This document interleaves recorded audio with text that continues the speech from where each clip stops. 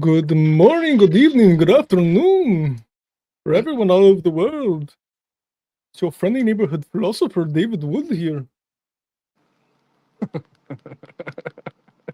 Do you know who David Wood is? No, You don't even study Islam, that's the best part. no. Hmm. I'm just here for the banter, mate. So we got our token English person here. I Yeah. got hot chocolate in my dad mug. What? Um, yep. And yeah, just hanging out. So, today's stream, we're gonna be going through some of the really, really, really dumb stuff in the Quran. Um, not all of it, but a lot of it. We ain't got that It's much hard to time. it's hard to go through all of it because there's so much of it. Uh, but we'll go through some of my favorites. Um, yeah, I'll wait for a couple more people. But what do you know of the Quran? Have you read it at all? I know of Muhammad's tendencies for those younger of age and men. That's about as far as it goes, Uh, I'm afraid. okay. That I sort of hit that and I thought, nah, not for me. Do you know what I mean? Hmm. That's it. I didn't need much more convincing after that. That was enough, really. Yeah, marrying a 6-year-old is kind of does that to you. At least I would hope it does that to Yeah. you. Yeah, Yeah. That's but it. and not everyone's built that way. No. Okay. Uh, yeah, I guess we'll just jump into the Quran. So I will share logos.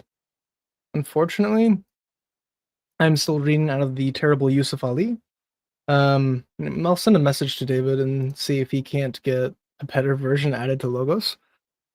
But man, is this translation rough to read. Uh, Yeah. it's quite hard.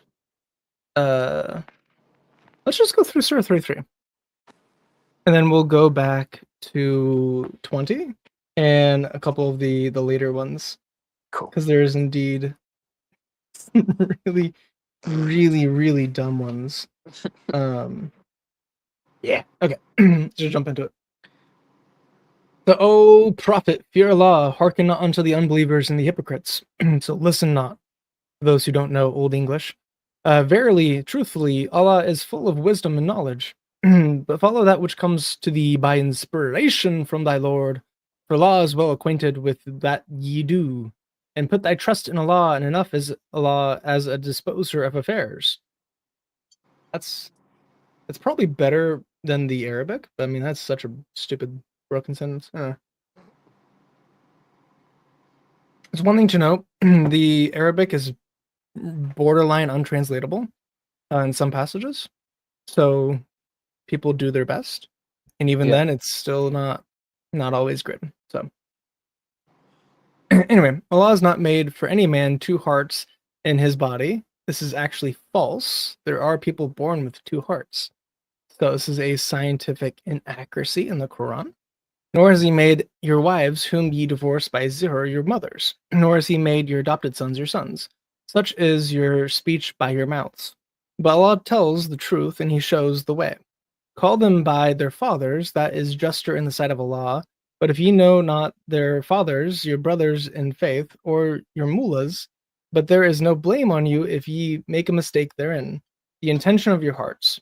And Allah is oft returning, most merciful. I believe this is Ar-Rahman. Uh, the prophet is closer to the believers than their own selves. So the prophet is closer to the believers than they are to themselves, and his wives are their mothers. Hmm. So the prophet is somehow like intricately connected to the believers in a way that's not super clearly defined, and his wives are their mothers, which might get into some of the breastfeeding stuff that was removed by his wives. Um, so I just noticed you got rid of the token English person in your name. That's sad. I can change it. I'll change it for you. Hold on. Token. I think I spelled that right. Yeah. There we go. Yes, absolutely. So, There we go. breastfeeding. Yes. So, uh, this gets into so many problems in the Quran. So, in the Hadith, it talks about how Aisha had this chapter of the Quran on a like a leaf or on a piece of paper that was under her bed, and then a tame goat or sheep came in and ate it. Okay. But that was the only copy that they had that was complete. So what we're reading of this surah is only like 82 verses. Mm. It was supposed to be the size of the cow, so it's supposed to be another like 200 or so verses. So it lost at least 130 verses of the surah, and in it are stoning for adultery and breastfeeding of foreign men.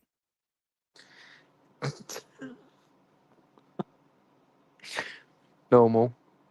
I haven't told you the context yet. So the idea was from Muhammad that if you were to breastfeed a man, then that if you do it 10 times, mind you, it's not just once, 10 times, you had to put your boob in the mouth of a man, and it wasn't even like had to have milk come out of it. He just had to suckle on your boob. If he suckled on your boob 10 times, that would make him like your son, and therefore he would not sexually desire you. What? So the purpose of this was if the husband has to leave and he's worried about his wife cheating on him with his friend or his neighbor or whoever, the friend or neighbor just had to suck on the boob of the woman 10 times, and then all of the sexual attraction would just disappear. Right.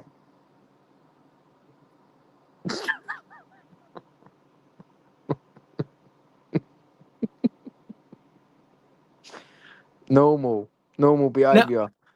I don't know about you. Since I've been an adult, since I've been a teenager that has known what that is, I have never encountered a woman in which me doing that to them made me not want to also have sex with them. No. It is, I don't understand the logic in if you suckle 10 times that will make them not want to have intercourse, when during intercourse most guys like will try to do that for pleasure. Mm. Either during like foreplay or during the activity. Like what? Why 10 times? Why 10 times? Why does it take 10 times for it to sink in? Familiarity? I don't know. What? I mean, I can't say I've tried it, so I can't say it doesn't work. True, yeah. Well, I mean, am I going to offer my wife to take part in this activity? No. But I can't say I've experienced it personally. You would think, does this mean that you're not allowed to do that to your own wife? No, well, yeah, of course. Because that would make your wife your mom. What?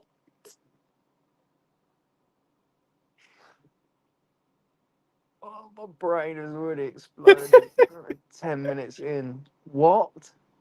That's nowhere near the dumbest stuff in this or the Quran, by the way. Right, so if you suck on the boobie 10 times, Wait, person- you come at a wait, bit- wait. What did you just say? Bruv, no, listen. What did I just walk Just- into?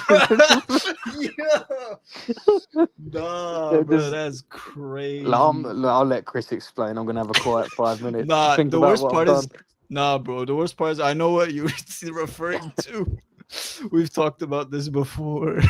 Right. So I was just trying to get it straight. I was just trying to line it up. So allegedly, if you suck on the booby 10 times, that's your mum. That's not your bird. That's not your missus. That's your mum. Allegedly. Yeah. Right. Yeah. I don't understand. And we're trying to decipher why 10 times as well. Yeah, and I No comment. have not studied it too deeply to see if the 10 is significant. It's especially ironic because Allah hates even numbers.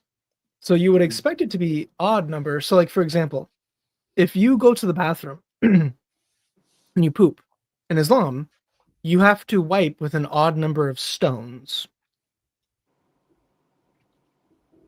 Okay. You can't use toilet paper. You have to use either water, which is why most Muslims use bidets, Okay. or you have to get round stones and wipe your butt with stones. But the stones have to be odd in number. So if you wipe once and it's not good enough, you have to wipe 3 times. If 3 times isn't good enough, you have to do 5 times. If 5 times isn't good enough, you got to do 7 times. And then 9, 11, like, you 9/11? cannot end. Okay. You cannot end on, hey, he likes odd numbers. Look at that.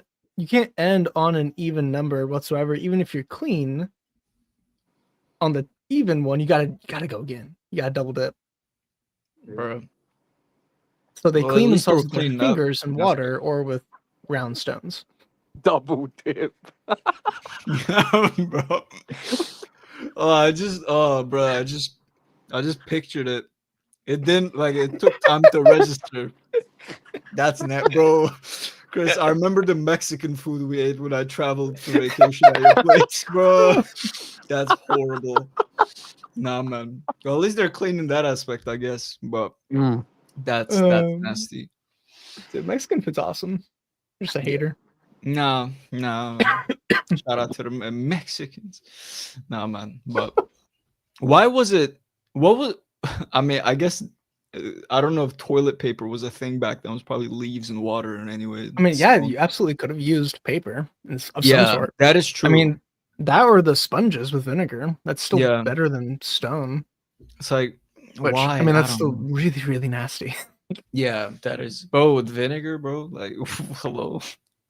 Yeah. That's like. And you'd share the sponge. Okay. Okay. Wow. Yeah, so How- you'd have like a was the- bucket full of vinegar and then a sponge on a stick, and then you would just use that. And Okay. No, That's like the toilet crazy. brushes, you'd have that, but for your Yeah. butt with the vinegar water that is poopy. Man, wives aren't the only things they were sharing back then. That's insane. Crazy. Yeah, that's true. But Anyway, so that's the possible context for his wives or their mothers, bruh. which might be why Aisha had it destroyed by a goat. So that also gets into the problem of Allah claims that his words are going to be perfectly preserved, but a goat ate his words and destroyed it. Dog ate So my a homework. goat overpowered Allah. Yeah. It's literally a dog ate my homework, but it's the dog ate the passage where I have to stick my boob in other men's mouths in order to make them halal to be around. So 2 of his wives teamed up to destroy that after his death.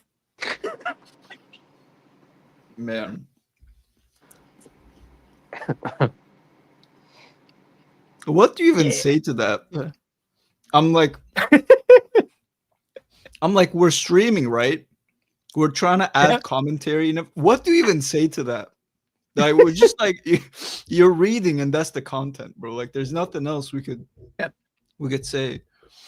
That's yeah. As a generational excuse, it's the dog ate my homework thing. A lot of if there's one Islamic invention, hey man, that's the one. Mm. It's crazy. Yeah. I was gonna say beheadings, but they kind of just perfected it. That's crazy. Yeah, yeah. Well, Mm. hey man, We lost our token Englishman. that's crazy. Yeah, it's his country shut his electricity down.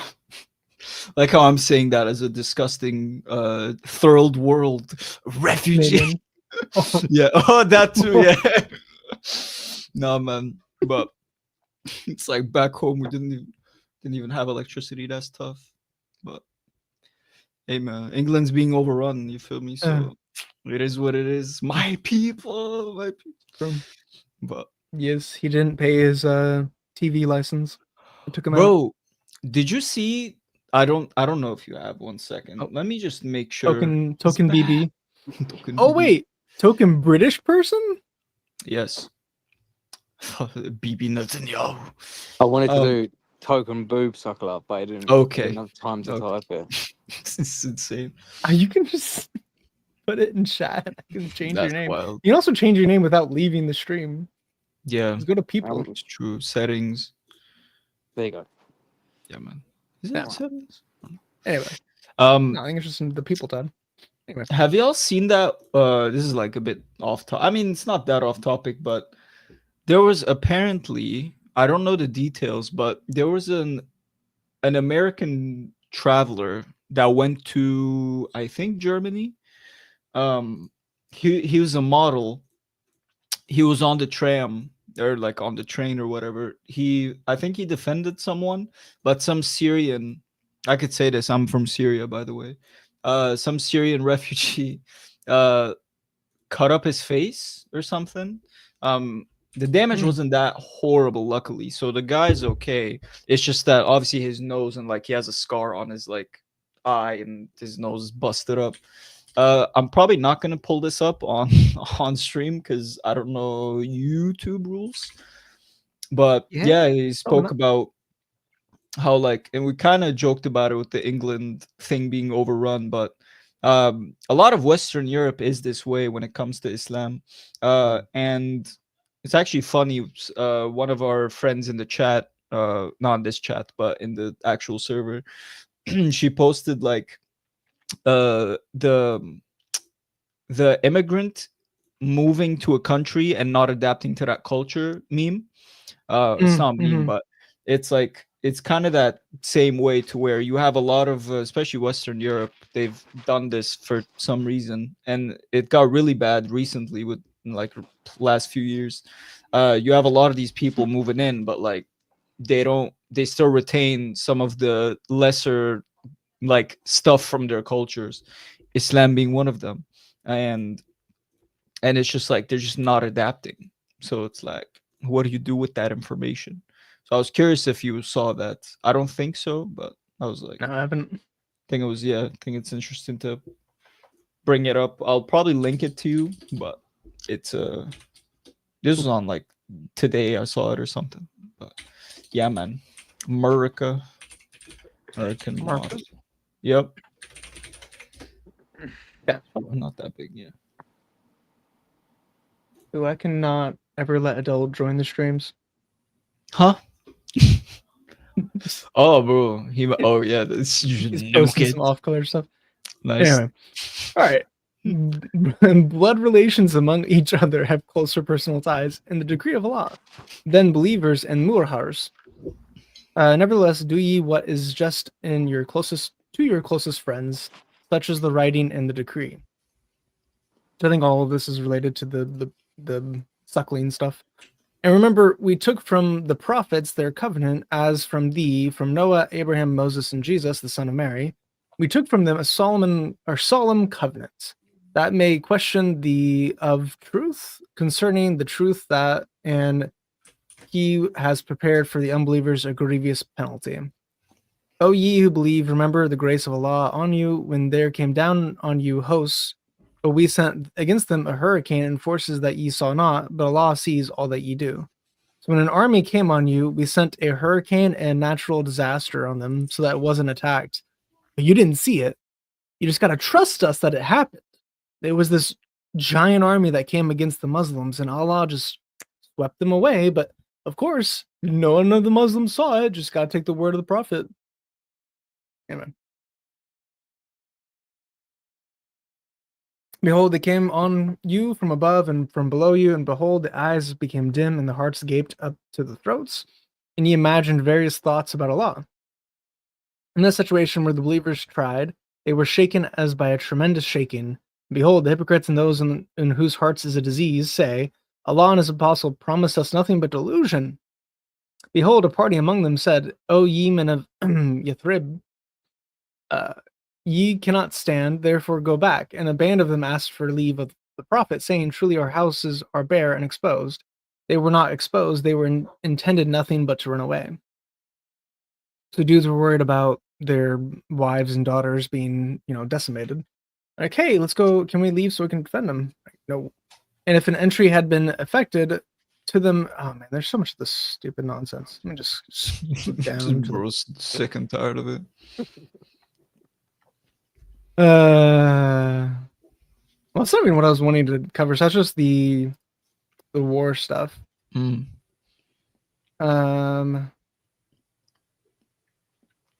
Yeah. Yeah. It is not fitting for a believer, man or woman, when a matter has been decided by Allah and his apostle, so Muhammad, to have any option about their decision.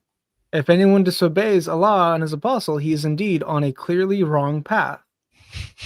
So if you disagree or disobey with the Quran, you are not allowed to have any decision, and you are on the wrong path. Is that right? Mm. So there's a lot in Surah 33 that just shows that Muhammad was a false prophet. This is one of them. Like, in the Bible, the Israelites are encouraged to struggle with God. They're encouraged to have this, difficulty, like ask questions whenever they're in pain, whenever they're suffering, to come to God with their requests, with their doubts, and he will comfort them, he will guide them, he will lead them to truth.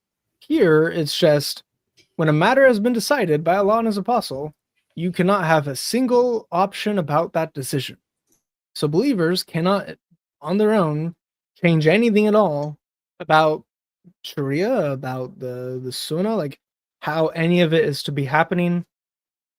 All of it is hard-coded, decided beforehand, and you can't do anything about it. It is what it is. So Muslims, this gets into the clarity dilemma. There's the Quran in, I think, Surah 3, talks about how there are clear parts of the book and unclear parts of the book. So Muhammad apparently started being made fun of for how dumb some of it was, and then his apologetic against how dumb the Quran is that some parts of it are dumb and some parts of it aren't dumb. Okay. That was his defense.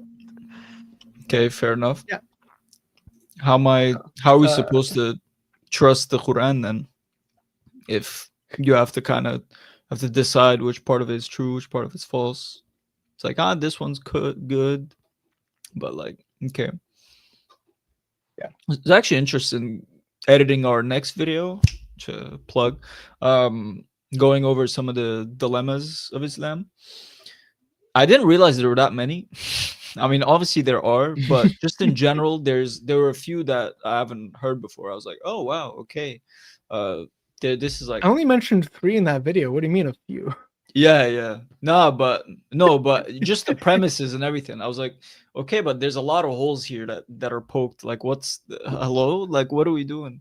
But it's always been like that with the historicity and all that. It always kind of comes up. It's like, okay, we have the Quran saying this about just general history about the other faiths and things like that, and you have to kind of read it, and then you compare it with what we've actually found and information that we already have about the other scriptures because they came before it. And then you're like, okay, so one of these is wrong. Which one am I going to believe? It's like, it just crumbles instantly. But yeah, that's a pretty big issue. Also doesn't help that the Quran doesn't help that the Quran itself tells you that it's perfect and tells you to like it sets a standard for itself that cannot be met by any normal like human or author or anything like that. And since it's not from God, you kind of have to be perfect when you're writing that piece of literature, if you will. And when it's not perfect, it's like, well, you kind of contradicted yourself. You're kind of cooked in this aspect. So it just shoots itself in the foot, which is kind of impressive about the Bible, to be honest, because obviously the Bible isn't just one book, and it's been written throughout the span of like such a long time with multiple people, and it's still relatively like it's very coherent for like what it is. It's like, wow, that's crazy, bro. Like, and like all the stories line up and things like that, all the cross references. But yeah, man, interesting little comparison there. But just Yeah. Muhammad, man, It's he's night and really- day. There's no Yeah. comparison. Which is great because it's more proof that we're following the true religion and not the obviously false one. Yeah. So, Speaking of the obviously false one, so this is Surah 3, Ayah 7. He it is who has sent down to thee the book, the Kitab. So this is probably the Quran. In it are verses basic or fundamental. They are the foundation of the book. Others are allegorical. That is actually not what the Arabic says. okay. But those in whose heart is perversity follow the part thereof that is allegorical, seeking discord and searching for its hidden meanings. But no one knows its hidden meanings except Allah. And those who are firmly grounded in knowledge say, we believe in the book. The whole of it is from our Lord, and none will grasp the message except men of understanding. That is not what the Arabic says. So let's see if I can't get this translated. Okay. So it should be this whole section. Okay.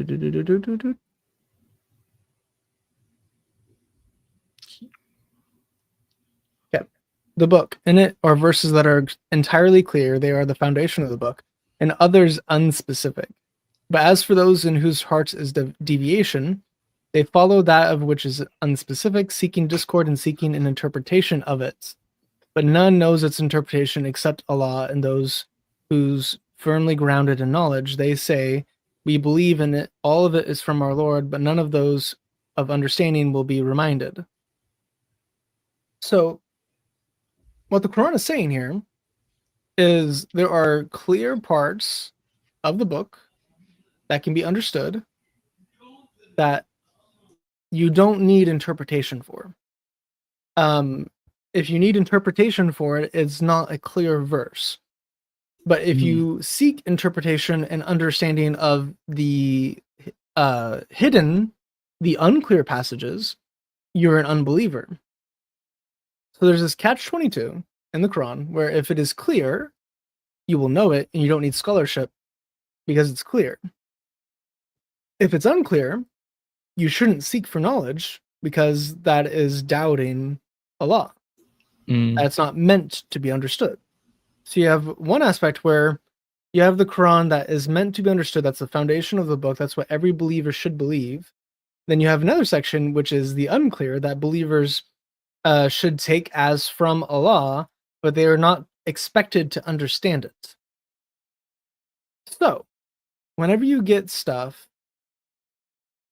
like this, where it is not fitting for a believer, man or woman, when a matter has been decided by Allah and his apostle, to have any option about their decision, if anyone disobeys Allah and his apostle, he's indeed on a clearly wrong path. You have Allah basically making it to where you have to wholeheartedly and without thinking accept what Allah and his apostle say. If you doubt any of it, it's either the unclear, in which case you shouldn't be doubting, you shouldn't even be thinking about that stuff, or you're on a clearly wrong path. So this is a system to keep you trapped into the falsehoods of Islam. Because you can't question it, you can't think about it, you can't worry about it. If you do, you're a kafir. Brother, I have doubts. What doubts, man? What doubts? What doubts, man? What What doubts? doubts? Yeah. Bro. Literally ha- from the Quran. Yeah. Yeah. You must have certainty. Certainty. He married the Prophet Muhammad married Aisha when she was 9.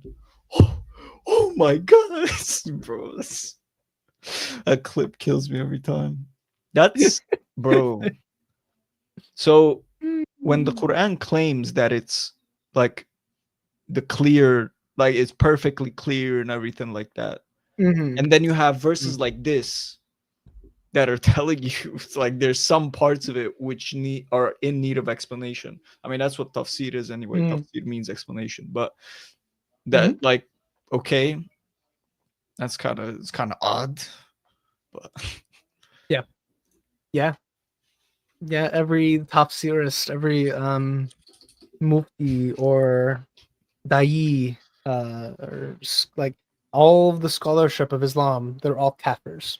yeah, like you're Because not they're even doing supposed to something study that them. goes against Islam. Yeah. You're to submit. You're not to question.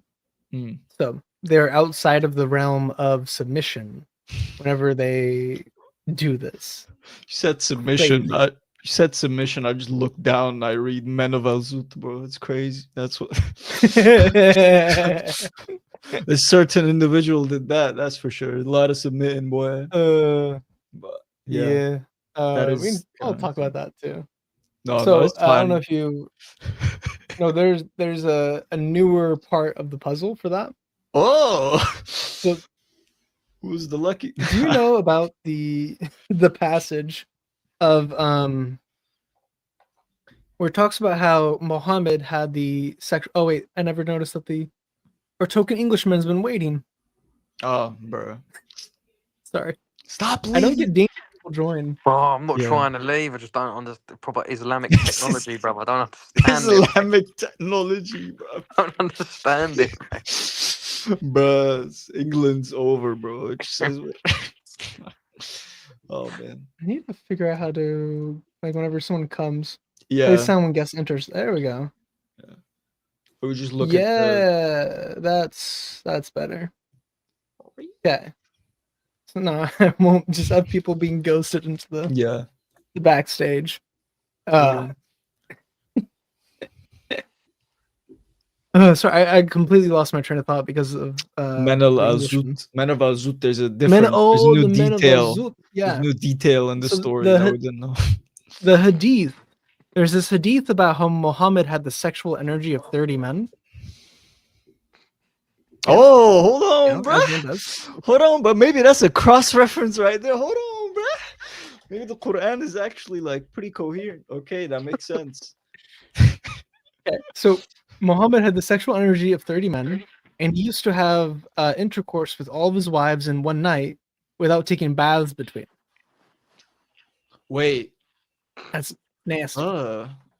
Not even with Yeah, water or rocks? Nope, No? just Okay. one to the next, just hopping Okay. through. I can't even imagine how crusty he would be by the 11th. Yeah. Yeah. Oh, bro. Oh, yeah. We're getting slimed. We're getting slimed, bro. It's so over, bro. I got my dad mug too. Yeah. Oh, bro. It's so Rotation. over. We're getting slimed. Oh, man. Like, all these clips are just going to resurface later on in the future. No more employment. Tom's not going to walk down Anyway. the street. No more. It's over, bro. That's true. You Yeah, do need to be a little living in careful an with, Islamic country. it's Yeah, already yeah. It's over, bro. there are people currently being arrested in England for talking against Islam, so you should be a little bit careful, Tommy, with That what is you true. say or associate with. That's Just not for my your name. own. Nah, just listening, bro. He ain't. He Yeah. ain't in this. I would show my new acquired armory, but YouTube would ban us. But we got more of them Bibles over here, boy. Oh man. But yeah, it's Anyway, great. so he was crusty between his wives, and he never took a bath between them. So he would just go through at least 9 women, and including his child bride, and she died at when he died, she was 18 years old. So the entirety of his marriage with her, she was underage. Let that sink in. Second she got legal, bro. Passed. You just couldn't handle Yeah. it. Man. Yeah. That's crazy. Anyway, so we have that hadith, and that's the explanation. There's this interesting idea in that culture and in the culture of the region where a man, it was common practice for men to have intercourse with boys. And the idea was the man's energy, his maturity, and his virility gets passed into the boy when he takes back shots. Yo. Bruh. So the fluid like gives you superpowers. So the fluid enhances you and you take on the energy of the man that you took it from. And the more virile the man was, the more virile you'll become. So it might be that Muhammad wasn't actually bisexual, but he took the men of Al-Zut, which if you don't know, Englishmen, the men of Al-Zut are Pakistani men that are described as dark-skinned and giant penises that are always erect and ready to go. Right. Okay.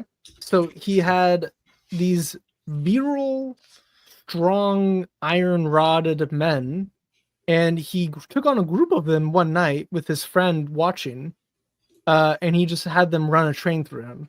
And then he complained about how much they injured him from riding him all night long. Mm. It was dark out whenever they started, and the sun started to rise by the time they finished. So it might be that the hadith about him having the energy of 30 men might have been because he had 30 men impale him. That would make sense. By their logic. Does it? No, but by that logic, yeah. That's not, I don't think that's a far-fetched like statement, a conclusion to come to. That's crazy. So that's a fun little hadith there. Anyway, It so does that's get worse. That's the doesn't it? update for Just- the men of Al-Zut. yeah. Yeah, Can't it get keeps- worse. the more you learn about it, Live. the worse. Oh no, it can. Oh, It bro, can't get worse. bro, I just Oh, it can. we can't put this up. Go ahead.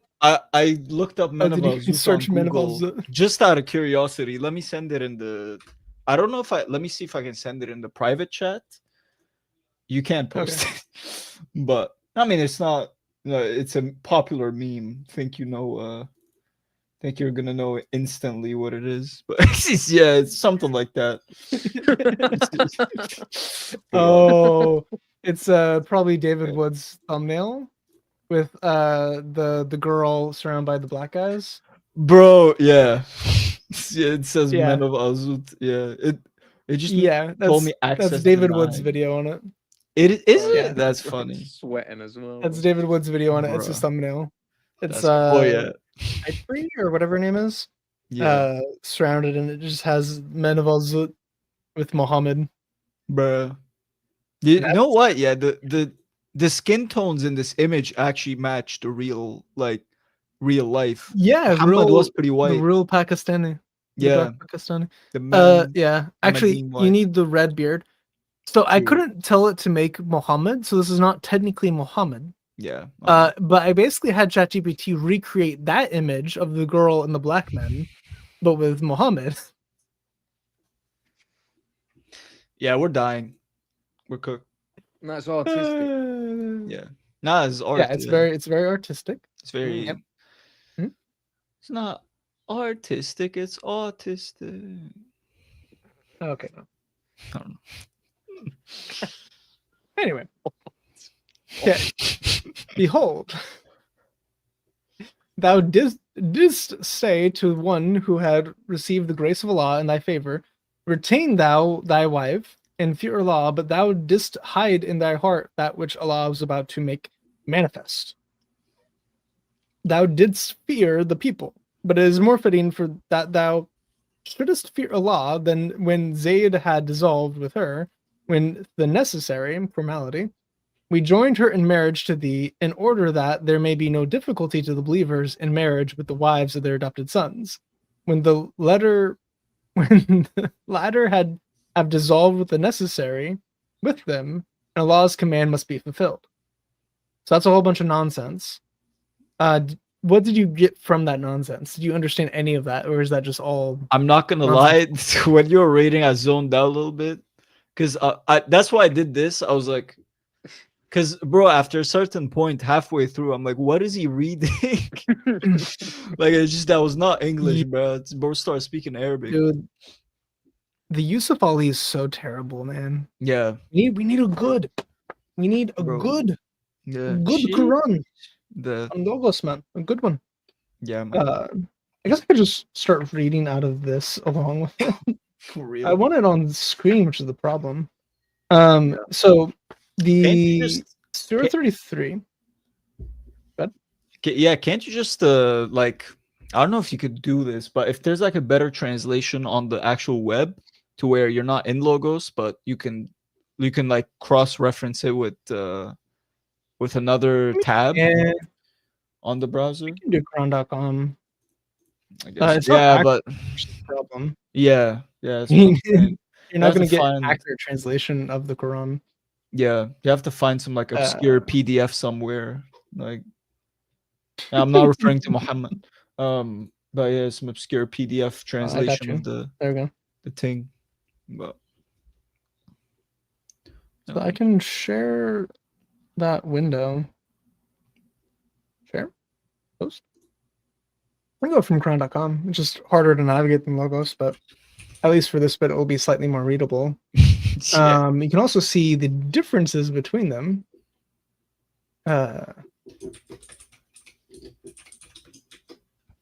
But this one is so important. I might as well read it from the Clear Quran, even though Clear Quran is just an apologist way of trying to make the Quran not terrible. So, and remember, O Prophet, when you said to the one for whom Allah has done a favor, and you too have done a favor, keep your wife in fear Allah, while concerning within yourself that Allah was going to reveal, what Allah was going to reveal. And so you were considering the people, whereas Allah was more worthy of your consideration. So when Zayd totally lost interest in keeping his wife, we gave her to you in marriage, so that there would be no blame on the believers for marrying the ex-wives of their adopted sons after their divorce, and Allah's command is totally binding. What? Okay. That make any more sense to you? Yeah. But wait, hold on. Let me read this again. Oh, wife, fear of Allah. Okay. He lost interest in keeping his wife. Bro, are you homo, bro? What happened? So, okay. Didn't Muhammad didn't Muhammad make up a rule to like because you wanted like an extra wife or something? Is that a thing? Yeah. And he revealed what surah is that? I don't remember what surah it is. But he revealed that men are only allowed to have 4 wives. That's in Surah 4. Yeah. And then later on, he said, except you, Muhammad, you can have as many as you want. So True. Convenient. mm-hmm. Amen. The game's the game. Yeah. The issue with this is that where is it? I'm trying to find it in mine. He dissolves marriage, or not marriage. He dissolves adoption, so he entirely removes adoption. Okay. Adoption verse. Well, at least the kids would be protected, right?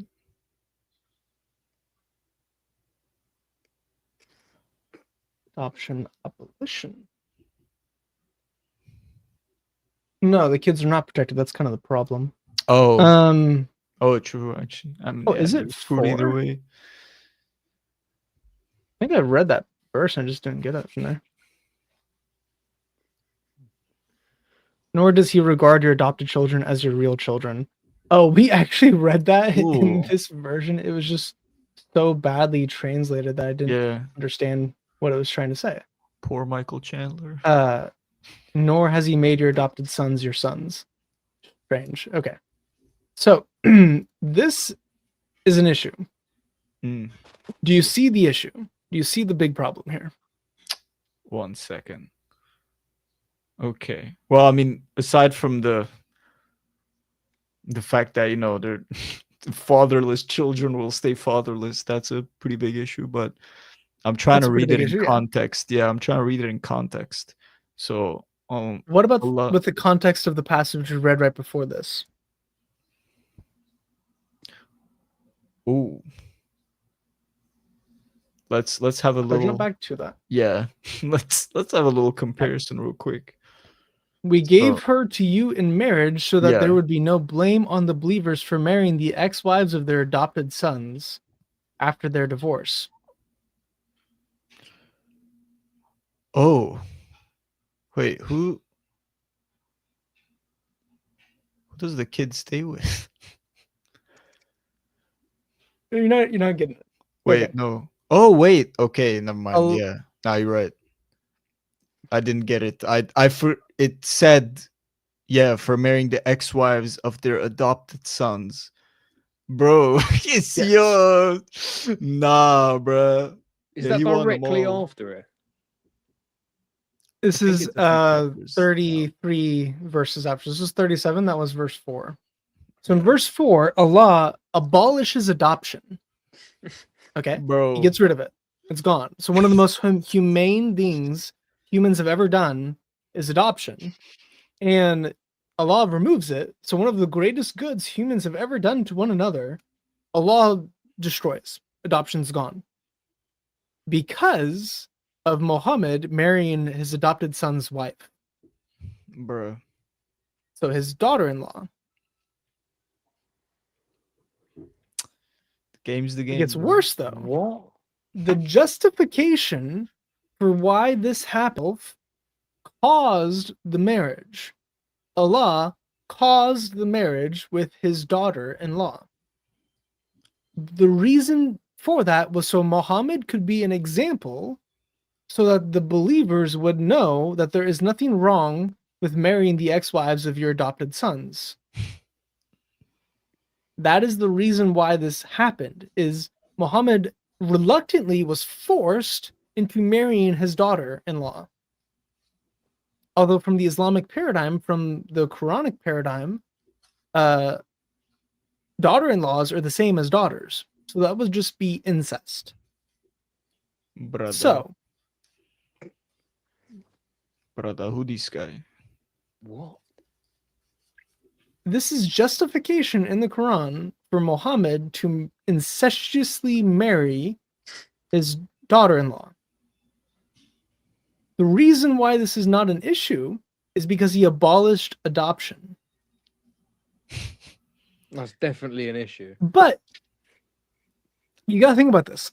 The Quran claims to be the literal word of God that is dictated directly from an angel, specifically the angel Gabriel, depending on the what the Quran is saying at the time, because there's contradictions there. But let's just say it's the angel Gabriel. The Quran is supposed to be divine dictation from the angel Gabriel, and this is supposed to be eternal speech of God. So in the eternal past, God, before he created the universe, he wrote this verse Yup. of the Quran. So before creation, he decided that he's going to make Muhammad his follower. He's going to make him adopt a son. He's going to then cause Muhammad to lust after his daughter and then cause the divorce and then marry her in order for the people to know that they can marry the ex-wives of their adopted sons after they divorce. But there's no such thing as adopted sons anymore. So this verse literally doesn't apply after Muhammad. Because there's no more adoption. So since there's no more adoption, this doesn't even work. Bruh.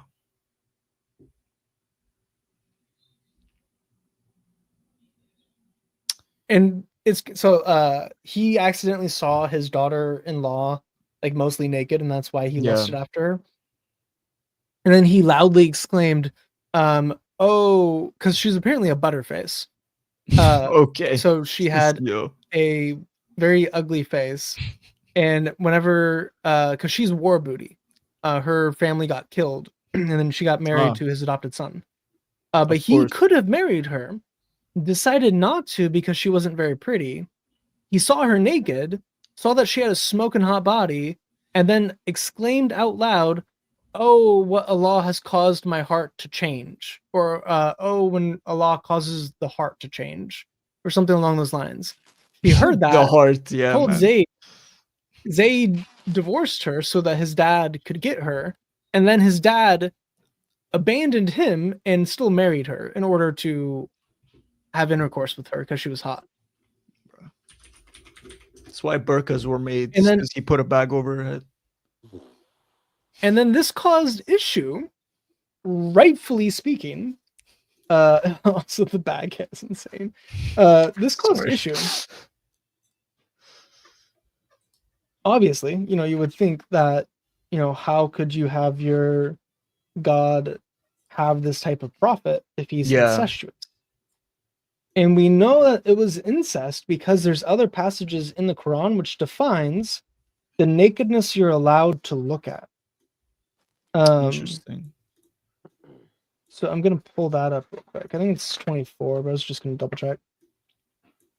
Yeah, I think it's 24. Did him and his son beef? I wonder how that went down. Like, it's like, oh I yeah, doubt bro, it. divorce your wife. 'Kay. Divorce my daughter-in-law. So let's go I, to- I want her. 24, and we'll come back. 2461. This gets into the nakedness stuff.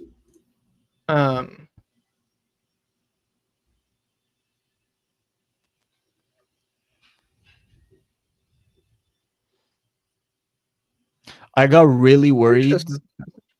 reading that first sentence. Go ahead. I got really worried reading that first sentence with like the context of what we were talking about. And bro said, "There's no restriction on the blind or the disabled or the sick."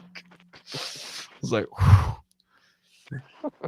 Uh, "My father's mother." yeah, I think that this is the exact one. Let me go to group A. So I wrote out this long theory on this in one of my note sections. And oh no, it is 24. So 31 is the actual one I was looking for. 62 is wrong for another issue. It's just really, really dumb. Nice.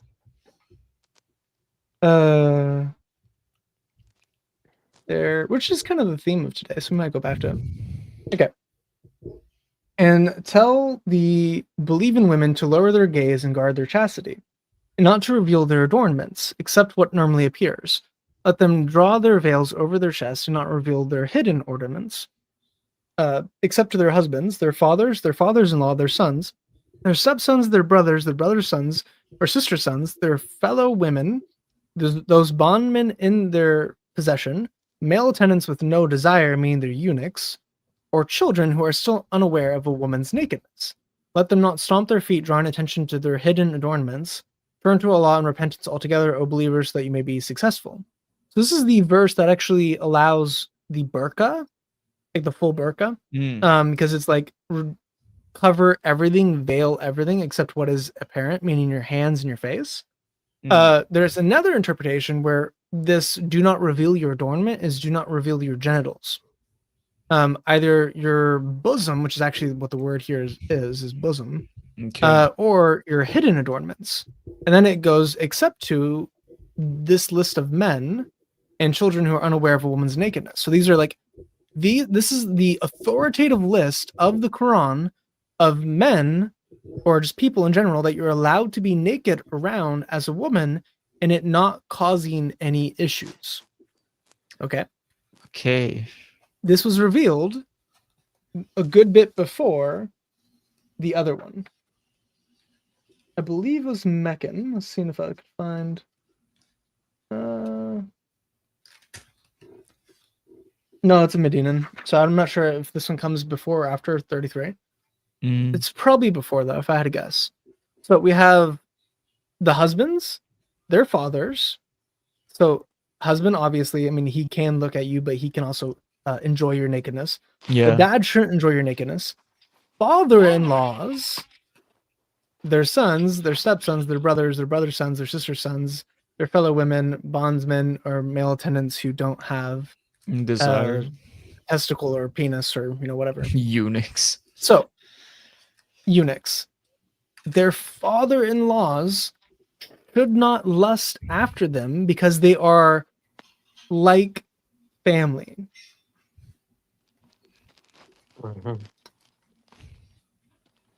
Interesting. And later on, in the same surah, we get, so obey Allah and obey the messenger, but if you turn away, he is only responsible for his duty, and you're responsible for yours, and if you obey him, you will be rightly guided. This is the messenger's duty to reveal the message clearly. That is not, next surah. If you read it back to back, that's what makes sense. Okay. And he is the one who creates human beings from a liquid, then establishes for them bonds of kinship and marriage, for your Lord is most capable. So kinship and marriage are equal bonds according to Allah. So Allah is saying those who are married into your family should be onto you like your actual blood relatives. So any form of relationship between either your kinsmen or those in marriage to your family would be incest. So according to the Quran's own definition of incest, Muhammad fits the bill. He is in the category of incestuous man Bruh. because he is the father-in-law. So we have, without a shadow of a doubt, that the father-in-law right here should not, when he sees the nakedness of his daughter-in-law, lust. Yet Muhammad, whenever he went to his son's house, he saw his son's wife naked and he lusted. So no matter what, that relationship was incestuous from the perspective of the Muslims. Mhm. So whenever we go to this section where it's we gave her to you in marriage so that there would be no blame on the believers for marrying the ex-wives of their adopted sons after the divorce. This is Allah giving Muhammad privilege to commit incest and then abolish his adoption in order to justify it, because the Muslims were divided. Because they're like, oh, our prophet's committing incest. What is this? That's wicked. And he caused such an uproar that he not only abolished adoption, but also then gave an explicit permission to marry his son's wife Bruh. after causing the divorce. Because he had a change of heart because he wanted to hit it after That's he saw how crazy, hot man. she was. Yeah. No. You do. Imagine like Jesus doing this Oh man, bro. and what they, that would do to our faith. they killed Jesus for less, bro. That's crazy. Although speaking of Jesus, this is just something I found funny. When we were reading that, I forgot what surah it was that we were at. But Allah called himself Lord. Mm-hmm. Do you know what that is in Arabic? God, right? Putting you on the spot with your Arabic knowledge. No, not Lord. Well, that's Hebrew. That's Adonai. No, what Yeah. is the Arabic word for Lord? For Lord, I actually forgot. I'm not sure about the exact thing. Yeah, I know your Arabic is more like functional, day to day. Yeah, that's what I'm rather saying. than Yeah, liturgical. but So, I'll probably remember it. if I It's look. rabbi Oh yeah, true. Yeah, it is. or rabbah. Rub. Well, Rub. Yeah. Yeah. Wait. Yeah. It's what am I Rub. saying? Rub. Yeah. That's And That's the way it's mostly in the Arabic, the Quran, it's rabbah. So it's Rab, it's rabbah. yeah. So we have rabbi essentially being Lord in Arabic from the Quran. I don't actually remember. I need to read more of the Arabic Christian writings to see if they still use it that way. Rub. Yes. It's very odd. Yeah. People, this is the funny thing in Arabic. Rabb usually refers to like to God in the way the Arab Christians use it. It would be weird to say Rabb to a human, if that makes sense. Like it's not culturally like used that way. And the reason I brought that up is because I'm perplexed on why Muslims say that Jesus never claimed to be God when their own God calls himself Lord. himself calls himself Lord, when Jesus all the time has called himself Lord, or other people have called him Lord. So it's just funny to like see that in action. But Yeah. that's And then actually the definition of shirk in the Quran is to take something else as a lord besides Allah. So if you call anything else Lord, that's shirk, which is the Brother. greatest sin. Bro. So Jesus calling himself Lord would literally be shirk. If it's not true. Of course, he is God. Yeah. You know. Yeah. Name me So one he verse. continues on. He continues on from this nonsense to say there is no blame on the prophet for doing what Allah has ordained for him. That has been the way of Allah with those who have gone before, and Allah's command has been firmly decreed. So now he's still justifying his incest by his own standard, because he's the one that invented the Quran. So by his own standard, it was incest, and he still did it because she was hot. Genius. And he already had a bunch of other wives and a bunch of other sex slaves. This is like a pred catcher video. Like the things that people do for lust, bruh, is crazy. Like, bro reinvented the whole rule book. It's because you wanted some cheeks, bruh. Nah. Greed, mate.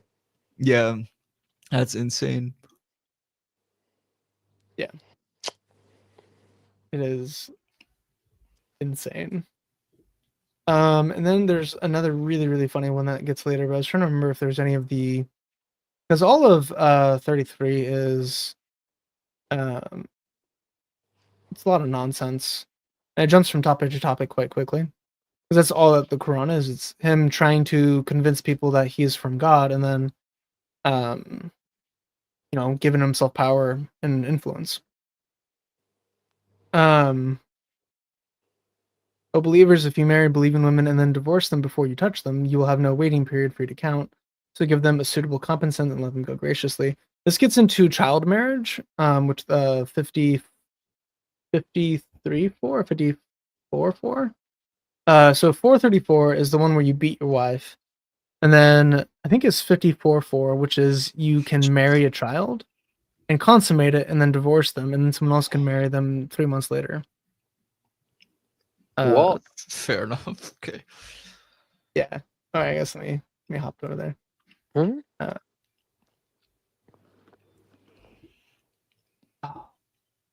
What is What was going it? on? 65 4.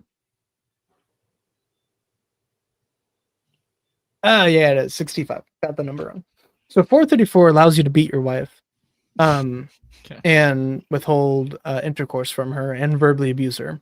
So it says if you fear that your wife is going to be disobedient or going to be unfaithful, first you yell at her, then you withhold sex from her, and then you beat her, in that order. But it's not like if she continues to do it, you escalate. It's no, you do those three things combined.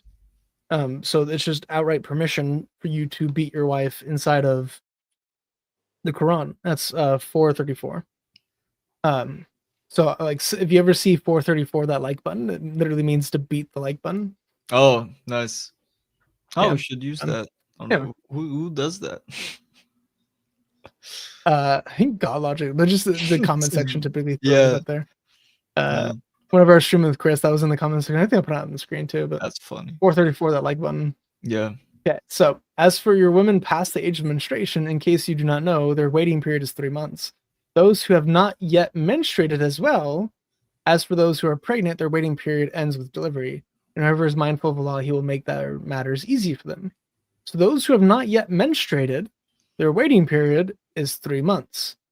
Well, what's the waiting period?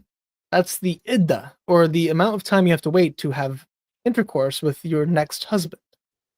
So it is the period in which you can't be remarried, or you can't have intercourse between the marriages. So this means that you have to wait 3 months between marriages. So a girl could theoretically be married 4 times a year. If you just get married, divorce instantly, and then just do that again. You can get married 4 times a year. So a girl before the age of 18 could be married 60 times or so. Bro. There. Now notice, what is the age that this happens? Is there an age limit to marriage here? No. Past menstruation. Age Yeah. of menstruation. Yeah. Just those before menstruation. Yeah, So, it's over. Bro. There is technically no age of consent in Islam.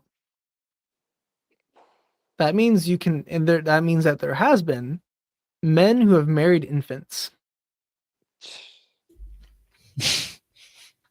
I'm about to say something crazy, but Oh, Yeah.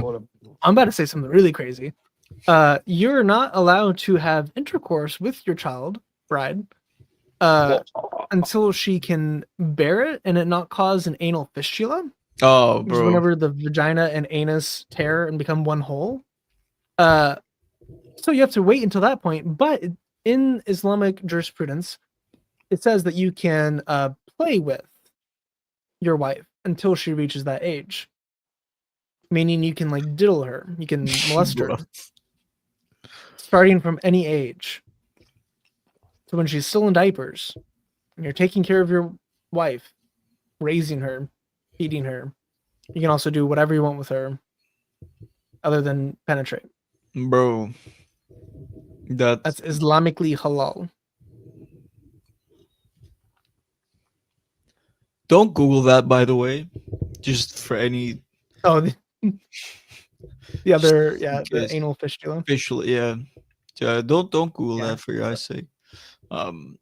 My curiosity is not gonna kill me this time, bro. I'm not looking that up. But nah, man, that's Uh, and Yeah. yeah. I mean, Aisha do be playing with dolls, which in the context, she was a child. yeah. But- So yeah, it's just like I think he misunderstood what playing with meant and kind of went overboard with it. But that's I can't believe all of this is in black and white. Yo. I thought it was all like, you know when people are like reaching. I thought this is all like written. Yeah. Oh yeah. How can you deny it? Oh, Like, it's written? Yeah. it is a super. There's a bunch of surah or a hadith as well about the age of Aisha whenever they got married, whenever they consummated. So the overwhelming evidence is that she was 6 or 7 when they got married, and she was 9 years old whenever he endangered her life by penetrating her. I mean, God Logic has this one saying: all we do is just read. Like that's all you have You just to have do. to read the You sources just of have it. to read. It's so plain and obvious. Like- So we're gonna go through a number of some really dumb ones in this one. Like when you see the But yeah. behavior out there, there is a source.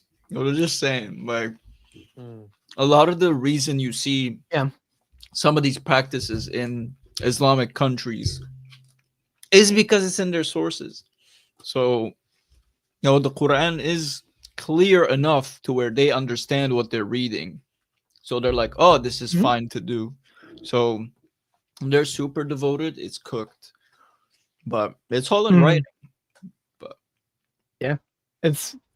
We got the receipts, my guy. It is every Islamic practice that you think is deplorable is from Allah or Muhammad. All of them. And it's not even like, oh, it's open to interpretation. No, it's there. Which gets into the problem of those who do jihad, those who are terrorists, those who do all these evil, wicked things, children or animals or people. That's in the sources. So whenever we're talking about like moderate Muslims or like nominal Muslims that aren't actually following their faith, they're not actually examples of Islam. They're outliers, even though they're the majority of Muslims because they've been westernized or because they've been placated. Throughout history, Islam has been this. It has been violent, it has been depraved sexually. Like, that's because it's what it teaches. So those who read the Quran and understand it, those they have this as their sources. They have, so like in the Hadith and in the Quran, it talks about how Muhammad is the greatest example for mankind. He is the most moral man who ever lived. He is the moral role model of humanity, and Allah created him and made him prophet so that humankind would know how to live. Okay? So anything Muhammad does automatically becomes moral. So it is halal and it is good, and you should marry children according to Islam. It's You should been murder beta people testing. according to Islam. Oh. You should lie to people according to Islam. You should make fun of people. You should torture people according to Islam. Because Muhammad did all that. He tortured a man for money and then raped his wife. Was she chopped as well, or No, he married her Okay. afterward. oh, He married.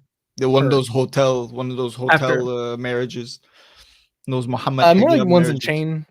Oh, okay, Yeah, fair no. enough, yeah. She basically, her husband, her brother, her father, and her son were murdered by Muhammad and his men. Mm. And then she got the option of be a slave to all my men or become a wife to me. And she Nice. chose the wife. Oh. But I can't imagine anything that happened between them was consensual. Oh yeah, Yeah. the marriage was. Is that one consensual? It's like I don't think Yeah, any it's- part of that relationship was consensual. But at least she had a choice. She could have either gotten Men of Al Zut treatment or just one person. So she But chose at the one. least, At least she had Yeah. a choice. Yeah, Yeah. great choice. At least she had a choice The- between who two would be doing it fantastic to her. options. poison. Yeah, Yeah. exquisite. Yeah.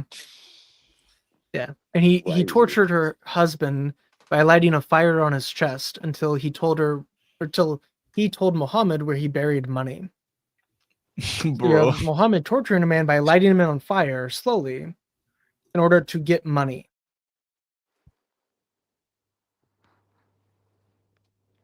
And he's the most moral man of history. So, fun. Anyway, O Prophet, we have made lawful for you your wives to whom you have paid their dowries, as well as those bondwomen in your possession. Meaning it is halal to have intercourse with both your wives and your slaves. So your slaves, you can have an unlimited number of slaves, and you can have intercourse with all of them, whom Allah has granted you, and you are allowed to marry the daughters of your paternal uncles and aunts, and the daughters of your maternal uncles and aunts, who have immigrated like you, and also is allowed for marriage is a believing woman who offers herself to the Prophet if he is interested in marrying her. Yeah. So the fat women, the women that were too old, the women he was not interested in, this is his excuse to not marry them. So again, we have like Muhammad, he had this revelation from Allah that he can marry his daughter in law, but essentially his daughter from the Islamic perspective, and he can now just marry whoever he wants, exclusively for you, not for the rest of the believers. Mm. So you can marry as many women as you want, whoever you want, and it's whoever you want, not if they are interested in marrying you. It's whoever you're interested in marrying, have them. We know well what we have ordained for the believers in relation to their wives and those in their possession. As such, there would be no blame on you. So this is again referencing Surah 4, is it 4:4 or 4:3, which just talks about how there's only the number of wives you can have. It's only a couple. Yeah. In My bad, 4-3. Oh. So I was trying to open it up here. In the good translation. No. Man, the structure of the Quran just, like gets on my nerves so much. I can't even look up a verse properly, bro. It's outrageous. Surah Al-Dukhan. That's what's bothering you. Yeah. No, it's a little pet peeve. It's like when it's like when Syria got overthrown and like people started dying and tortured, and I'm like, that sucks. They changed the flag. The other one looked so much better in my like Instagram bio and everything. The colors were better while people aren't. But Priorities. yeah, man. uh, Yeah, man. Yeah. absolute priorities. Mm. I'll just continue on. And it's up to you, O prophet, to delay or receive whoever you please of your wives. There is no blame on you if you call back any of those you have set aside. That is more likely that they will be content, not grieved, and satisfied with what you offer them all. Allah knows what is in your hearts, and Allah is all-knowing, most forbearing.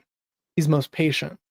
So Allah says, hey, Muhammad, if you are not interested in a woman anymore, you can just toss her aside, go marry some younger women. And then if you get bored of those women, you want to go back to the originals, go for it. Continuing on. It is not lawful for you to marry more women after this, nor can you replace any of your present wives with another, even if her beauty may attract you, except those in your possession. So he can always get more slaves Bro. to do whatever he wants with. And Allah is ever watchful over all things. Ironically, he dies, I think, soon after this surah, but it's insane. O believers, do not enter the homes of the Prophet without permission. Homes, because he had a home for each of his wives.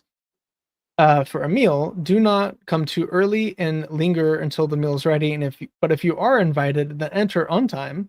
Once you have eaten, then go on your way and do not stay for casual talk. Such behavior is truly annoying to the Prophet. Yet he is too shy to ask you to leave, but Allah is never shy of the truth. And when you believers ask his wives for something, ask them from behind a barrier. This is pure for your hearts and theirs.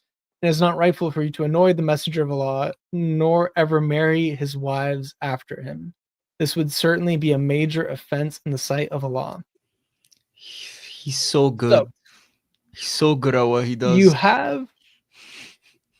have not only can you not marry his wives after him, which is crazy, you also don't annoy the Prophet in anything, but just like you can't even look at his wives. You have to ask them from behind a curtain, so you can't see them. It's pure for your heart, so you don't get lustful. Yet in this story, you're supposed to be able to like suckle, and that removed the lust issue, which was removed. So the goat ate that part. Yeah. But this is one of the verses in the Quran that is the most obvious false prophet verse I can think of. This is one of Yeah. my favorites. You have Muhammad saying, hey, whenever you guys come over for a meal, because I'll invite you to eat at my house, don't come too early and don't linger afterwards for casual talk. And the way this actually is worded is do not stay longer for asking questions. Mm. So Okay. he is essentially saying, Oh. you guys ask me all these questions. I don't want to answer them. That's really annoying. Such behavior is truly annoying to the Prophet. That's actually what the Arabic says.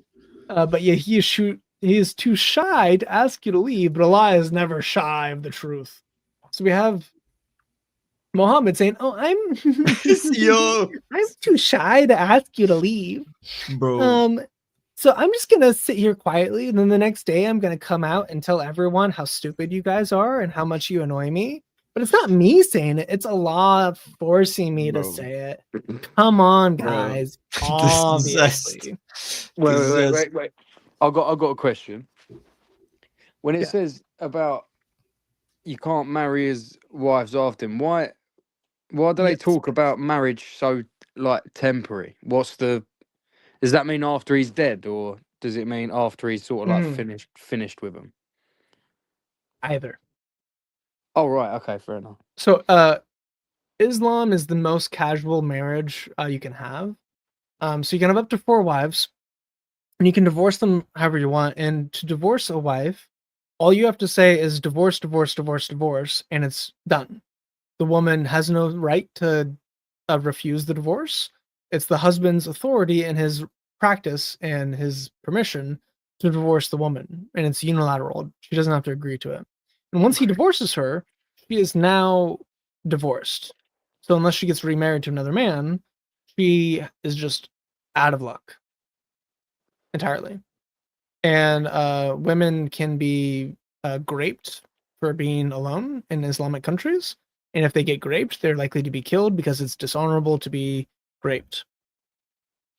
So that's where honor killings come in. It's where acid attacks come in, where men who don't like their ex-wives, or fathers or brothers who don't like the stuff that their wives are doing, they will attack them. Yeah. He doesn't want to get cucked in the afterlife. Like, just the thought of another man Yes. having his ex-wife, Yeah. it's just like unbearable. Which fair enough. But Yeah. it's just funny how like the thing you mentioned earlier about this verse being one of your favorites in terms of showing Muhammad being a false prophet. Why would Allah care about like people annoying him in his home? Like, this seems like such a personal like pet peeve of him specifically, and he's just using Yes. Allah Yeah. as a shield to be like, man, I gotta Yeah. come up with explanations every time. Just stop asking me questions. Mhm. You're banished to Jahannam, bro. Don't ask me questions. If you Mhm. ask, it's over. Like, who Mhm. cares about this? Like, it seems Yes, so indeed. like self-set. I don't know. It's very odd. Like, one of many Yeah. examples. It's very, very like, you think this is the eternal speech of God. Yeah. Before God created, he made this. And then caused earlier in this surah, we'll come back to 50. Earlier, which I don't remember if I actually read it or not.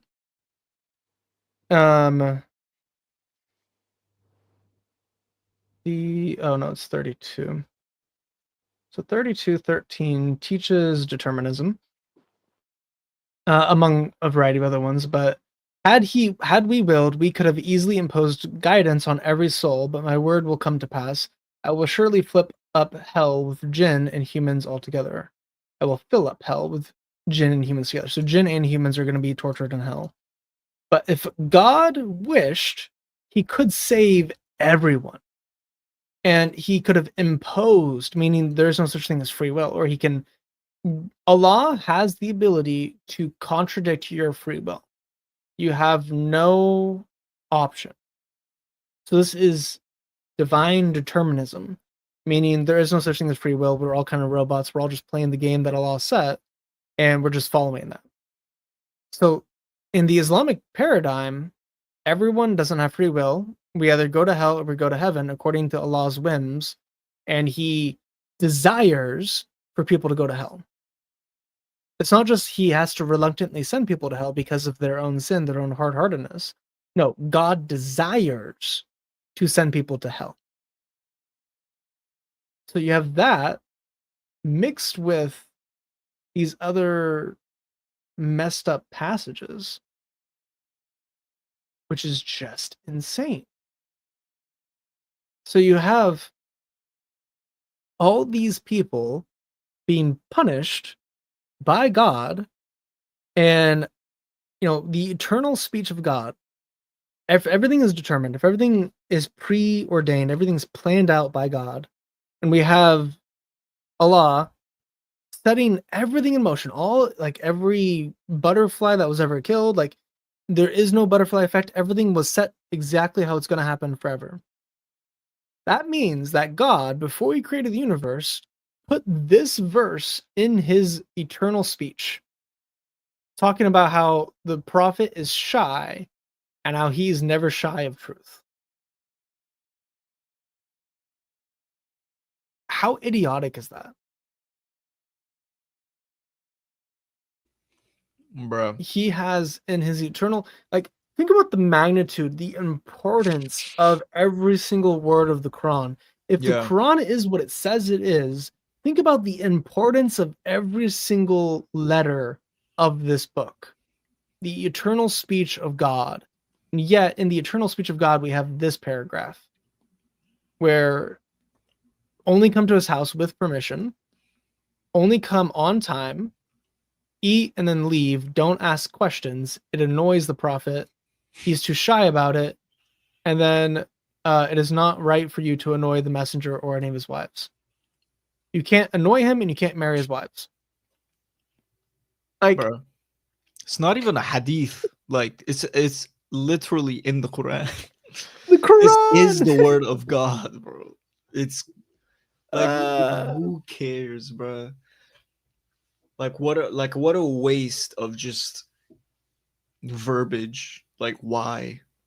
I think there's more important stuff to cover maybe than this. Like I Uh-huh. don't know. He wouldn't, yeah. But you know, Mhm. God's favorite prophet. That is. I like how Jesus has more power as well, by the way, in their own book, but that's fine. We'll move past that. You can judge people, hey, man. Not God though, by the way. It was perfect. Not God though, by the way. This one's also kind of fun. Bro. So Allah showers his blessings upon the prophet for him. Bro. O believers, invoke Allah's blessings upon him and salute him with worthy greetings of praise. Now we have Muhammad telling the believers to pray for Muhammad and that the angels pray for Muhammad. Angels, bro. For Muhammad. Wow. Yeah. Yeah. So there's I skipped this verse. This verse is amazing. There is no blame on the prophet's wives before their fathers, their sons, their brothers' sons, their sons, sisters' sons, their fellow Muslim women, and those bond people in their possession. Be mindful of Allah, O wives of the prophet. Truly Allah is a witness of all things. Now remember, this is a very similar list to Surah 24. Although he removed father-in-law. Because he married his daughter-in-law. He also married women who he considered to be his aunts, and then also committed probably necrophilia with one of his aunts in the grave. Laid with her. Yeah. So he probably had intercourse with a dead woman in her grave. Who was also his aunt. Yeah. So incestuous necrophilia. Bro. What do you think about that, the Englishman? You're muted right now. Yeah, I don't really know what to say. Just disgusted. Yeah, this is news to him, boy. You don't even, we haven't even covered a fraction. This is my first Quran session, and this is how you start it off. Oh yeah, I like how ease me into it. Yeah. Yeah. Kind of like, bro. Nah, it's. I literally cannot believe it. That's how Yeah. But it's we're gonna go through. We're gonna through some fun ones here in a second. Yeah. I just wanted to go through 33 because it just shows how obviously false Muhammad is as a prophet. There's this hadith about Aisha where she says, "Isn't it weird that your Lord is so quick to fulfill your desires?" So his little child bride noticed that whenever Muhammad wanted something, he got a revelation that would give it to him. Bruh. And kids are honest, bro. She knows. She paid attention. Crazy. Yeah, that's, bro. You know, what's crazy is because she died or he died whenever she was 18, her entire adult life, she was single because no one could marry her. Yeah. So the only time she was ever in a relationship was as a child because of Muhammad. That's unfortunate, bro. And he's the most moral example for all humanity.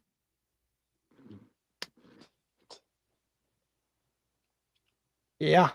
I don't want to disrespect other faiths before I read into my own, bruv.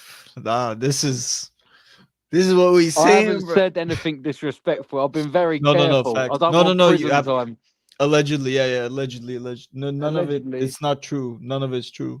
Allegedly, it's all satire. What It's I'm been about a to say. This witness, is the most. yeah. This is the most backwards thing I've ever heard in my entire life. Bro. This is scary. Allegedly, Bro. yeah. Allegedly. Yeah, No, allegedly. no comment. Yeah, man. So 424 is the one I was thinking of that I couldn't remember. Now they all have fours. So all the verses that are uber important about women in 4 is 24, 34, and 124, I think. Okay. So 424 is forbidden are married women except slaves in your possession. So this means that even if your slave has a husband, you can still have intercourse with her. Whether it is mutual or not.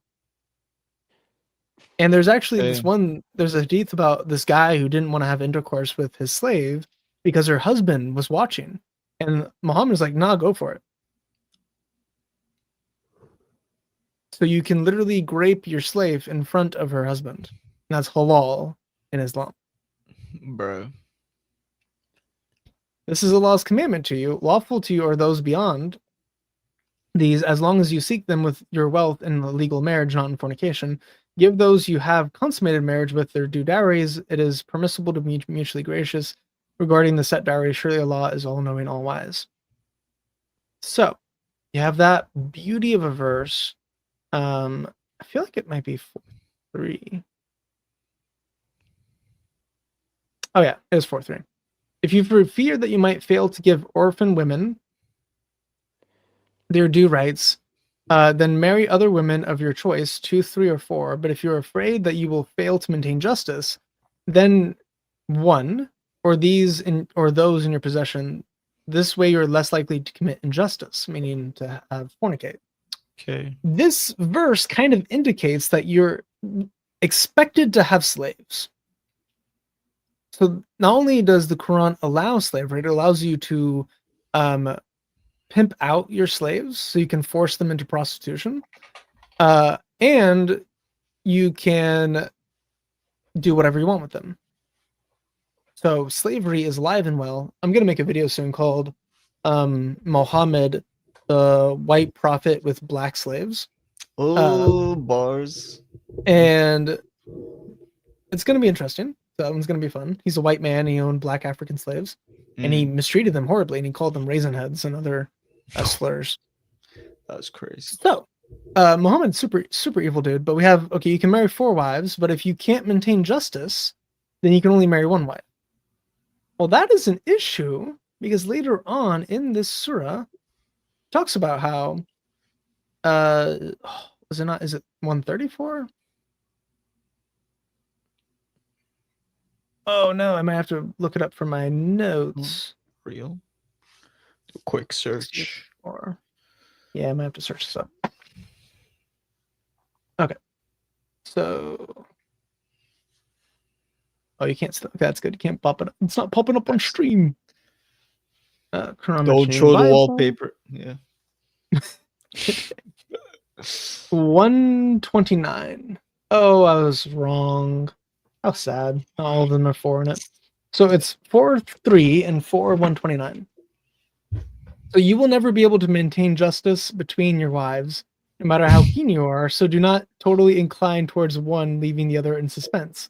But if you do what is right and are mindful of Allah, surely Allah is all forgiving and most merciful. You will never be able to maintain justice between your wives. Yeah. So what does that mean? What, according to the Quran, are you supposed to do if you cannot maintain justice? Yeah. You just marry one of them. Like what? Okay. So you are forced into marrying. Also make this bigger. I didn't realize how small it was. And you're forced into marrying only a single woman, or it's a contradiction.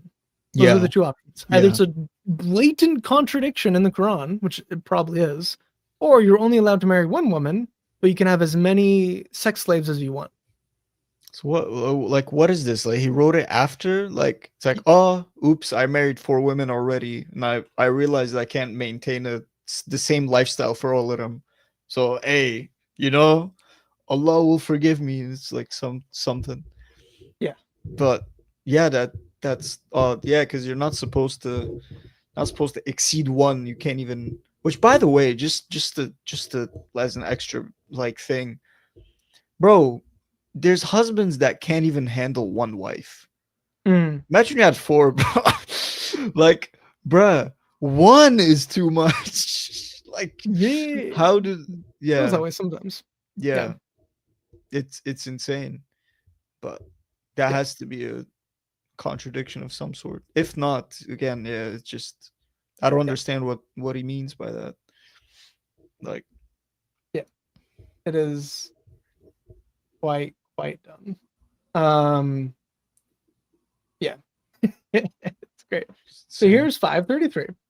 Indeed, the penalty for those who wage war against Allah and his messenger and spread mischief in the land is death, crucifixion, cutting off the hands and feet on opposite sides, or exile from the land. This is a disgrace for them in this world, and they will suffer a tremendous punishment in the hereafter. So for those who disbelieve in Allah or teach a religion other than Islam, the punishment for that is death, crucifixion, and or cutting off the hands and feet on opposite sides. So I've seen a lot of images from like the Lively. east Okay. yeah. I mean essentially yeah. Not too bad. Of the different terrorist groups, one of them is Iset, the other name for Iset, if you know the Egyptian goddess of I'm yeah, not yeah, gonna. YouTube's gonna Yeah. flag us. I don't even think of like some weird acronym for them. But the one you're gonna probably be thinking of. ISIS. Yeah. ISIS. Is SS ISIS. yeah, the Yeah, ISS. ran me out of my home. Yeah. Yeah, the International Space Station. Or Wow. the International Space In Station. Yeah. Yeah, those guys, there's lots of videos and images of them crucifying people by nailing their arms and limbs to a wall and then cutting off the hands and feet. So you'll Yeah. see like crucified people without hands and feet Mm. bleeding to death. Then they crucify a lot of dead bodies, and they still do that. So Pakistan, there's crucifixions that have happened as recently as 2023, but they'll crucify the dead bodies. So you execute them and then crucify them and then cut off their hands and feet as a way to disgrace them. So there's different interpretations of how you do this first, whether you crucify their body while they're alive or dead. But they're one of the only religions and cultures that still practices crucifixion at all. Because in the Quran, you're commanded to do it multiple times. This one is one of the clear ones. Go through some of the other violent passages. You have 9:5, 9:29. Fight those who don't believe in Allah on the last day, nor comply with what Allah and His Messenger have forbidden, nor embrace the religion of truth from among those who are given the scripture until they pay the tax, willingly submitted, fully humbled. So fight and slaughter and kill. 9:5, slay those wherever you find them, Fun. slay all the fun, violent stuff. Yeah. Yeah. Death for apostasy is also in Surah 5. So there's a lot of violent stuff, but I didn't want to go through like Surah 8, Surah 9 are all very extremely Yeah. violent. There's like the popular, like the go-to ones. Yeah, but I do want to go over some really, really dumb ones. So let's go over some of these later ones, which is quite fun. So as for the earth, he spread it out as well. Well, the actual phrase here, daha, here, this essentially, if I remember correctly, is he stretched and expanded it and he made it egg-shaped. So the world is egg-shaped, but in other parts of the Quran, we get that the earth is flat. What? The Quran actually teaches that the earth is flat. And it's not like the Bible where people have to twist things to make it that way. No, it explicitly states that as for the earth, we spread it out and placed upon it firm mountains and caused everything to grow there in perfect balance. So there's him causing mountains to set on the earth to hold it down in place. So like paperweights. So the Quran in a bunch of places, we'll go through a number of them right now, talks about how he made the earth flat. he was laid out the earth for you all and set in it pathways for this, rivers, and sends down rain from the sky, causing various types of plants to grow. So we have all these places where the Quran is just affirming that the earth is stretched out and the earth is flat. That's what this Arabic means. So the Quran teaches literally not much interpretation needed, a flat earth. He made the earth for you like a bed, Bro. is the way that this one translates what they call him.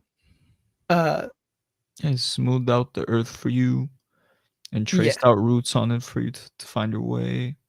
So he made the earth flat and smooth and then put mountains on it and valleys and rivers. Mm. Yeah, like a carpet spread out at the end there. What? Yeah. Yeah. It's not Yeah. a one-off. Mm-mm. It's... Nope. Oh, creator. Okay.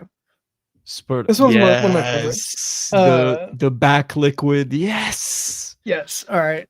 I'm pretty sure we've already said your name. I'm going to say your name anyway, Tommy. So I want to get your raw reaction to this passage because I don't actually know if you know it.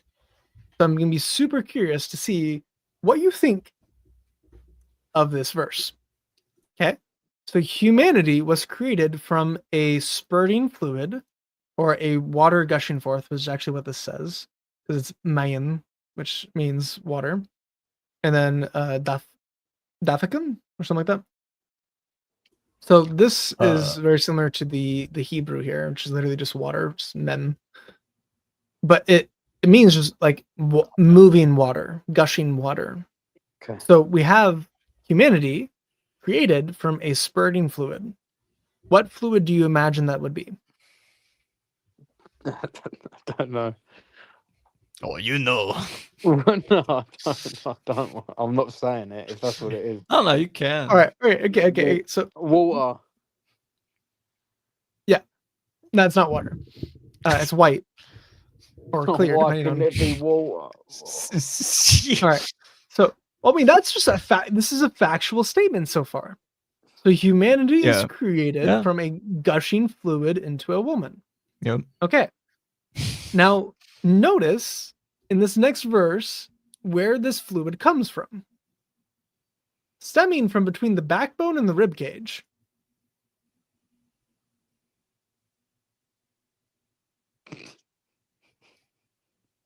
Yep. Tommy. No, I'm not answering this question. Where's water created, Tom? No. Where does the fluid that gushes out of you come from? Yo. Is it from Is pee testicles? stored in the balls? Or is it World- from you're your literally bone? telling me the world was created via a penis? Is that what you're trying to tell me? Not the world, humans, how humans Right. procreate. Okay. So humans procreate to let people consider what they were created from. So again, this is like humans. Humans were made from a gushing fluid that comes from between the backbone and the rib cage. So basically like your spinal cavity, but it's like the higher part of your spine because the backbone here is the shoulder blades essentially, and then your Right. rib cage is down here. So it's like your spinal column near your chest on the back is the region that it's talking about. Yeah. So Okay. the Quran is saying that semen comes from the back. What? Oh, that's Yep. nasty. Bro. Not that it goes onto the back, like the Bro. guy pulls It out comes, and then no, it Bro, comes out. bro, I'm with bro. you. No, it created there and then ejected outward from that location. Bro. right? Okay. Not only is that hilariously wrong, as any man who has ejaculated can attest, but this is plagiarism. Hmm?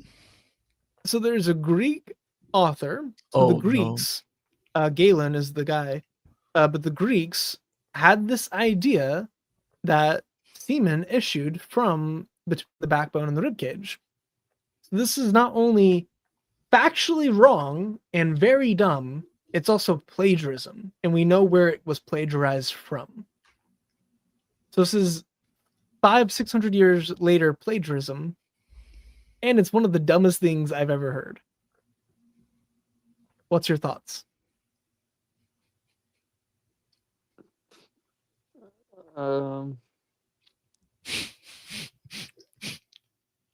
You don't have words. Bro, I hear. speechless. No, I'm trying to process it all at the moment. And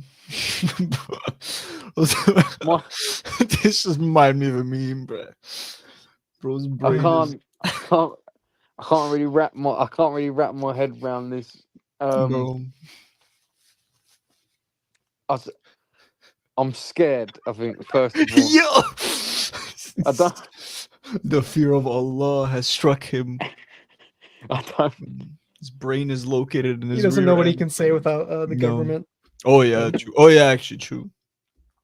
No, allegedly. Yeah. Just come to America, man. No. Come- Free speech here. Free speech. What are my Oh. thoughts? In the most, This guy pondering, bro. Nah. bro, in the Hmm. most respectful. No, I can't say that. Walking on eggshells, bro. You're walking on Earth, I bro. You're not don't- walking on eggshells. Don't worry about it, bro. Oh man. The Earth is flat, bro. It's fine. It's just backwards, in it. None of it. Yeah. Yeah. Makes any sense. Oh, you want to talk about backwards? I got a verse for you. Oh no. No. Uh, There's no need, is there?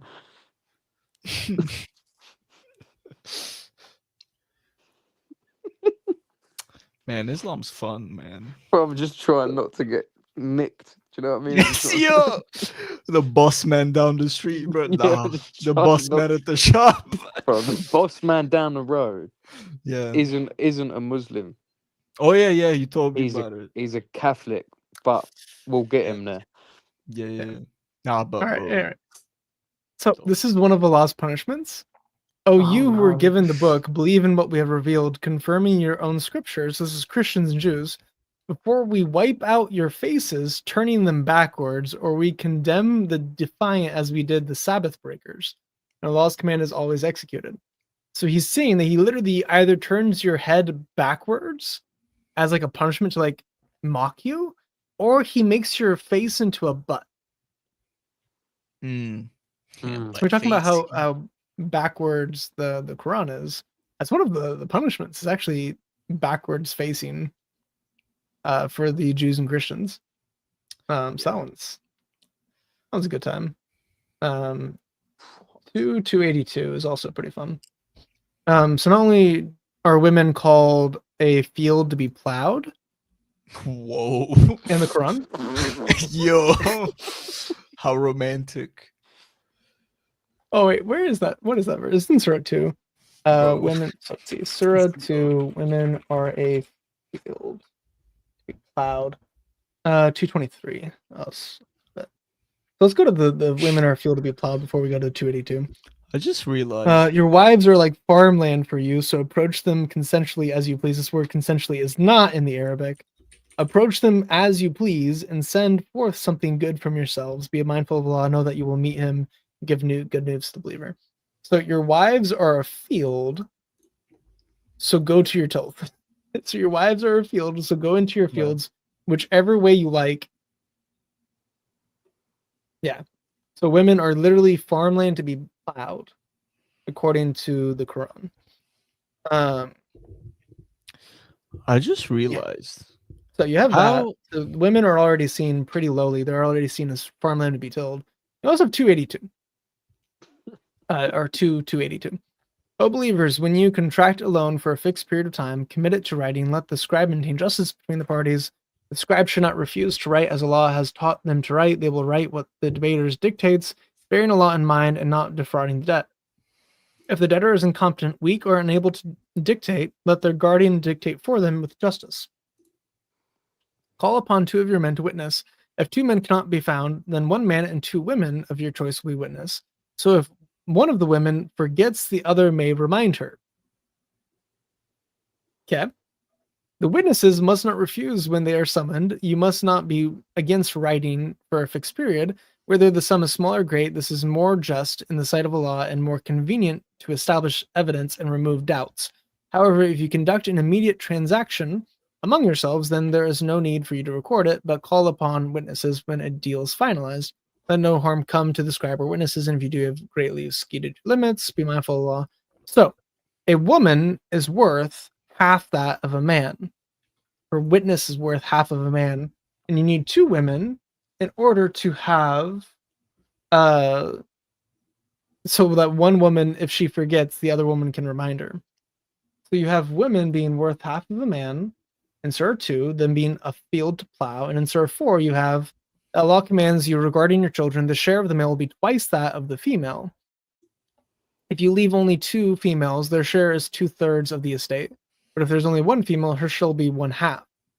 Each parent is entitled to 1/6 to leave the offspring.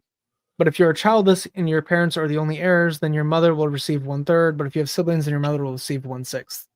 After the fulfillment of Burqa. So now women also receive half as a man.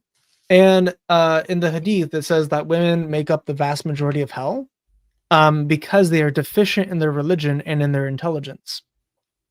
So they are deficient in their religion because they have menstruation and they can't pray and they can't do certain things during that time period. And they're deficient in their intelligence because they don't have as good of a memory and they can't recite the Quran as well. So according to Muhammad, women are fields to be plowed whenever you desire. They are worth that half of a man, and the vast majority of people in hellfire will be women. So the Quranic and Hadith, like the Sunnah view of women, is at least half or less than men, and they make up the majority of hell. They're also the property of man, which I got a little bit into 434, but I never actually read it. So, men are the caretakers of women, as men have been provisioned by Allah over women and tasked with supporting them financially. That's not actually what it says. It says men are in charge of women Nice. because Allah made them better, is what it actually says in the Arabic. And righteous women are devoutly obedient and, when alone, protective of what Allah has entrusted with them. This is, I believe, their chastity. And if you sense ill conduct from your woman, this is not just sense, but like if you worry about ill conduct,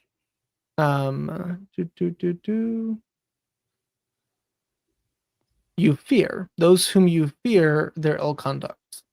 So even if you just are paranoid, you advise them first. That's not what the Arabic says.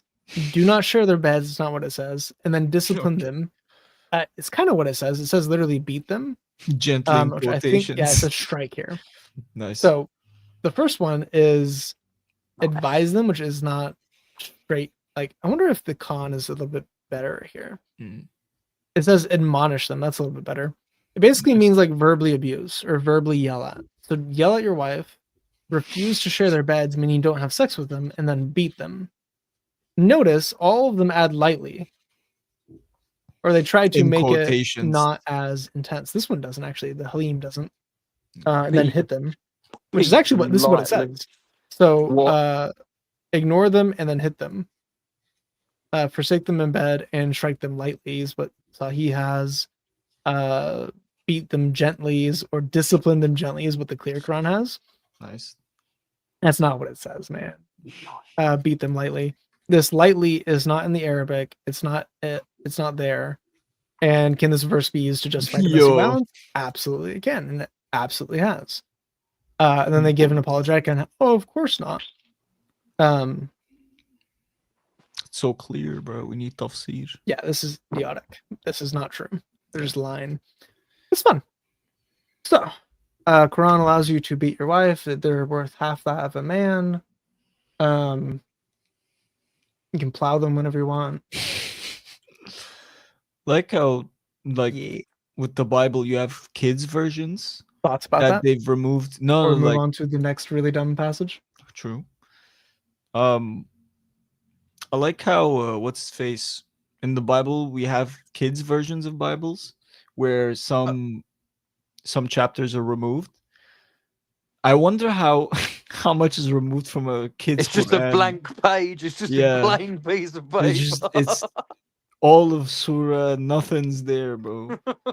There's just 2 pages of text.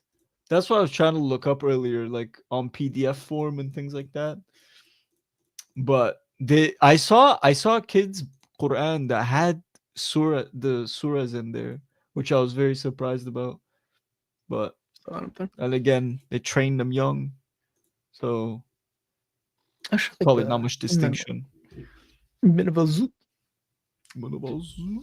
Like how you cycle through these, just two of them. Either he's a PDF file or Meneval Zoot. Just these two. Yeah, well, I have this one as well.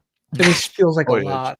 Yeah, It just that's feels like a lot. news station. The type. Meneval Zoo, if people don't know what that is and they're curious, they'll look into it, then they'll Yeah. find it. They'll be like, Yeah, it's a good little 4 or 5. Easter egg. Yeah. Yeah. yeah, nice little. meme.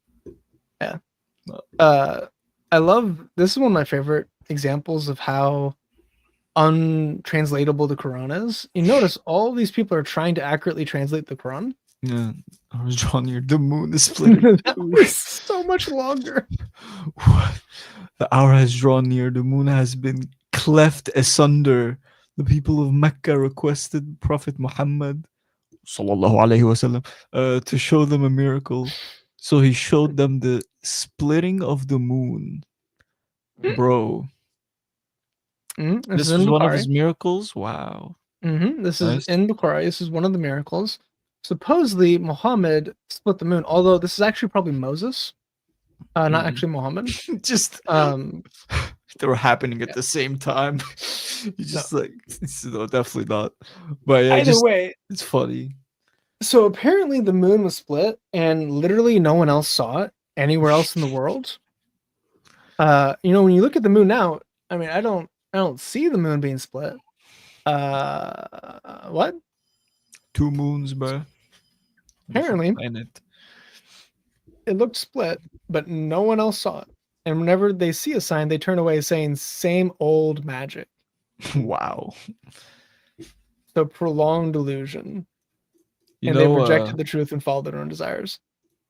you know What? what? Something, yeah. You know what? Something people have seen though, all Uh. across the world at the same time. Joshua's long day. Mm-hmm. Hmm. Yep. But We have no one has archaeology. seen. Yeah. Yeah, we have multiple stories all over the world of the sun standing still for a full day. Whether it was a long night, a long day, or a long sunrise, or a long sunset, we have all 4 options in written stories all over the world, over 30 testimonies of 30 different cultures that were unrelated from each other, that were simultaneously writing about an event. So Joshua's long day is one of the most attested to miracles of the Bible. No one in the earth ever saw the moon split outside of the Quran and Hadith. If that is the miracle that proves Muhammad and his ministry, even though the Quran is emphatic that he never once did a miracle, what? Why didn't everyone else see it? Because the Quran says over and over and over and over and over again, I am but a warner, I don't do miracles. Wow. That's one of the most common phrases in the Quran is Muhammad is but a plain warner. He just had to pull a trick out of sleeve, just to flex a little bit. Seeing what all the verses are. I know 11 has it. Those hood. Perhaps you, a prophet, may wish to give up some of what is revealed to you and may be distressed by it, and because they say, if only a treasure had been sent down to him or an angel had come with him, you are only a warner, and Allah is the trustee of all affairs. So Allah is like, I know that you feel bad because you don't have any miracles, and they're complaining that you don't have many miracles. You're just a warner.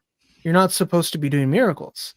Quran explicitly says, hey, you're not going to be doing miracles. And this happens in dozens of different surahs. It talks about how he is a plain warner. And it talks also about how the Bible, or not the Bible, the Quran is a clear book. That is, the believers say, if only a sign could be sent down to him from his Lord, Oh, you, O prophet, are only a warner, and every people had a guide. So he's just he's the guide for Arabia. He's the guide for the people of Quraysh. That's all he is. He's not a miracle worker. And yet the Quran supposedly has him working miracles, even though that contradicts much of the Quran. Mm.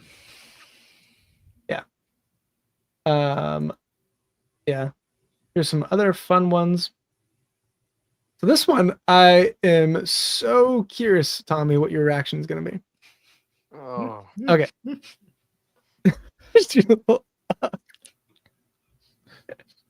Okay.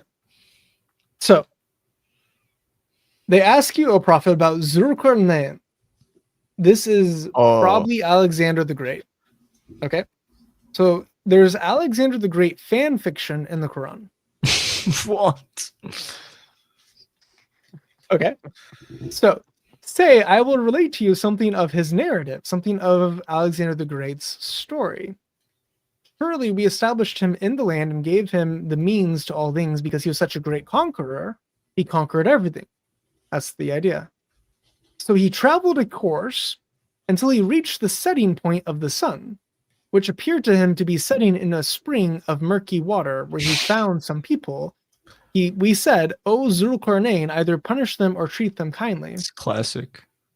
He responded, whoever does wrong will be punished by us, then we will be returned to their Lord, who punishes them with a horrible torment. As for those who believe and do good, they have the finest reward, and we will assign them easy commands. Then he traveled a different course until he reached the rising point of the sun. He found it rising on a people for whom we had provided no shelter from it. So it was, and we truly had full knowledge of him. Then he traveled a third course until he reached between two mountains, and he found in front of them a people who could hardly understand his language. They pleaded, O Zulqarnain, so how could they speak to him? Surely Gog and Magog are spreading corruption throughout the land. Should we pay you tribute, provided that you build a great wall between us and them? He responded, what my Lord has provided for me is far better, but assist me with resources, and I will build a barrier between you and them. Wow. Bring me blocks of iron. Then when he had filled up the gap between the two mountains, he ordered blow. When the iron became red hot, he said, bring me molten copper to pour over it. And so the enemies can neither scale nor tunnel through it.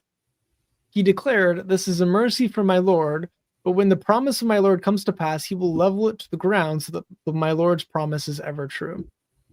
On that day, we will let them surge like waves, one over the other. Later, the trumpet will be blown, and we'll gather all people together. On that day, we will display hell clearly for the disbelievers, those who turned a blind eye to my reminder, the Quran, and who could not stand listening to it. Could not stand listening to it. It seems to have happened pretty often, apparently. Do the disbelievers think they can take my servants as lords instead of me?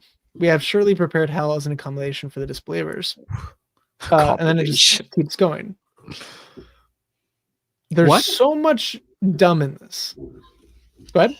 Why did they call him double horned? Why is he Dul Qarnain? Why? Yeah, I love that you understand the Arabic enough to get that. Yeah. So Zulizdo Qarnain is horn. He's the dual horned one. Is two horns, yeah. Yeah. He is the two horned one. And spawn of Satan. Yeah. No, it's not that he's the spawn of Satan. It's that he has one horn in the east and one horn in the west because he conquered so much of the world. Oh, okay. This is actually one of his nicknames. So this is a nickname. I'm trying to find the beginning of it. It is Zulqarnain 86. I just went past it. Quran.com's interface is horrendous. Yeah. Okay. So we have the two-horned one who has his story being told, right? And we get that he found where the sun sat and he went into a pool of dark water.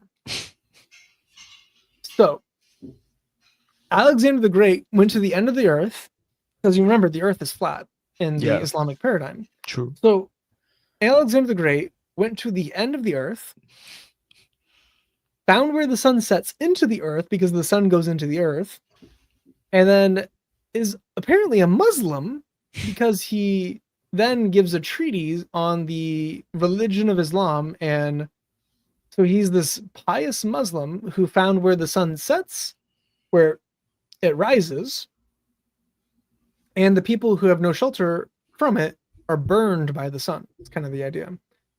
So Alexander the Great, in this fan fiction, he actually went to the end of the earth because he could conquer no more land, found where the sun sets into a pool of water, and then finds where it rises on the other side because the sun goes through the earth and comes back out, according to the Islamic paradigm, or at least according to Muhammad's paradigm.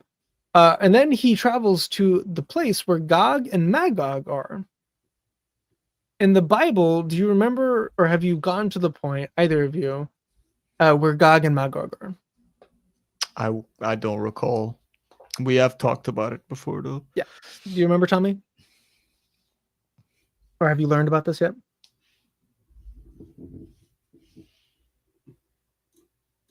No, He's gone. Britain got him. The cops got him. The Bush, the people. No, I haven't heard it.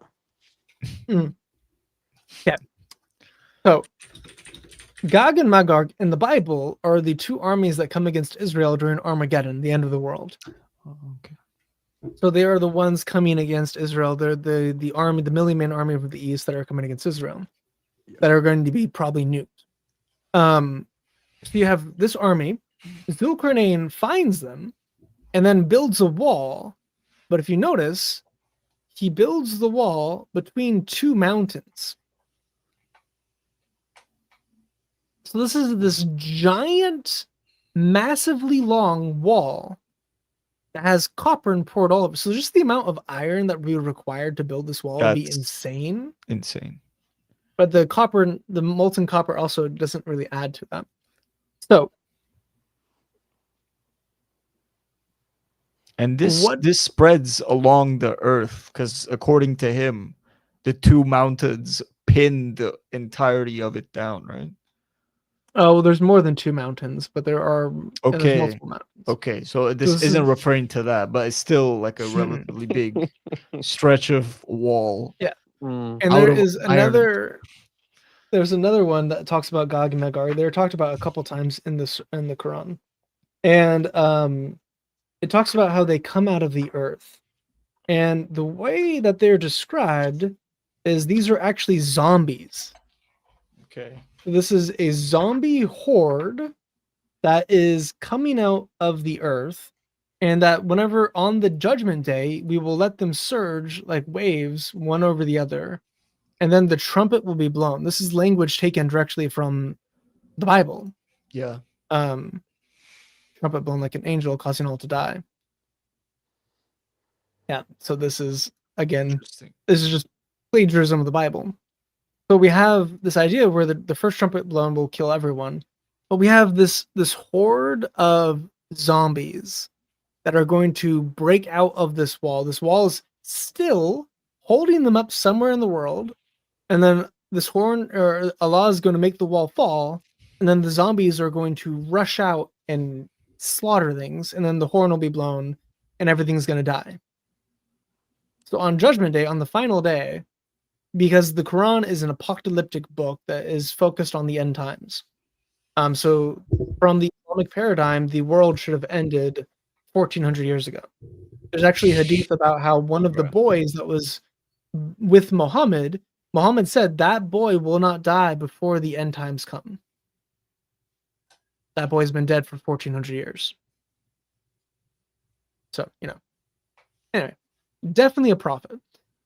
So we have Alexander the Great finding where the sun sets into the earth and where it rises out of the earth, and he found a horde of zombies that he held at bay with a giant iron wall between two mountains.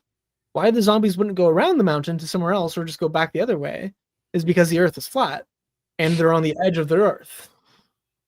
So they can't go off Skill the issue. they fall off the earth. So, yeah. And he's a Muslim. And he's a Muslim. The notorious pagan who thought he was in the line of Hercules, or Heracles for the Greek. Yeah. He thought he was Heracles to the point where if you look at any of the old statues of Alexander the Great, he has the Nemean lion's yeah. hood on and the club. Has to be So sure.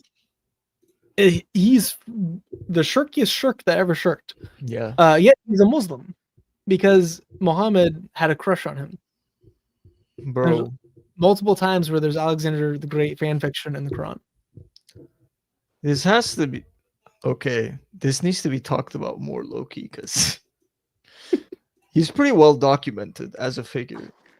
So to have him wrong this bad is very suspect, Oh, we haven't even gone into some of the dumber things. bro. So Sure, those are yeah. some. It's more What are your thoughts on the Alexander the Great passage? real. It just didn't happen, did it? Yes, No. so true. It did not. You're Didn't happen. correct. Stop it. I think we would have read Um, about it by now. It just didn't happen. It's all fiction, mate. So, what do you think about this passage? This is 67:5. And indeed, we adorned the lowest heavens with stars, with lamps, and made them missiles for stoning devils, for whom we have also prepared the torment of the blaze. So, what this is saying, among other, it's not the only one. Actually, let's just go to the other ones too, just so we get the full picture, because this happens at least 3 different times in the Quran. So indeed, we have adorned the lowest heaven with stars for decoration and for protection from every rebellious devil. I think this is Shaitan. Yeah, Shaitan. Yeah, Shaitan. Shaitan. Yeah, that's Shaitan. So from every rebellious Shaitan, they cannot listen to the highest assembly, for they are pelted from every side, driven away, and they will suffer an everlasting torment. Whoever manages stealthily eavesdrop is pursued by a piercing flare. Or a piercing flame. Okay. So there's a missile defense system. This And is we're Israel looking and at 15. Palestine. This is literally the Iron Dome. And we protected it from every accursed devil, except the one eavesdropping, who was pursued by a visible flare. So, what this says, what this teaches, from the Quranic point of view, a shooting star is a star that is chasing a shaitan out of heaven.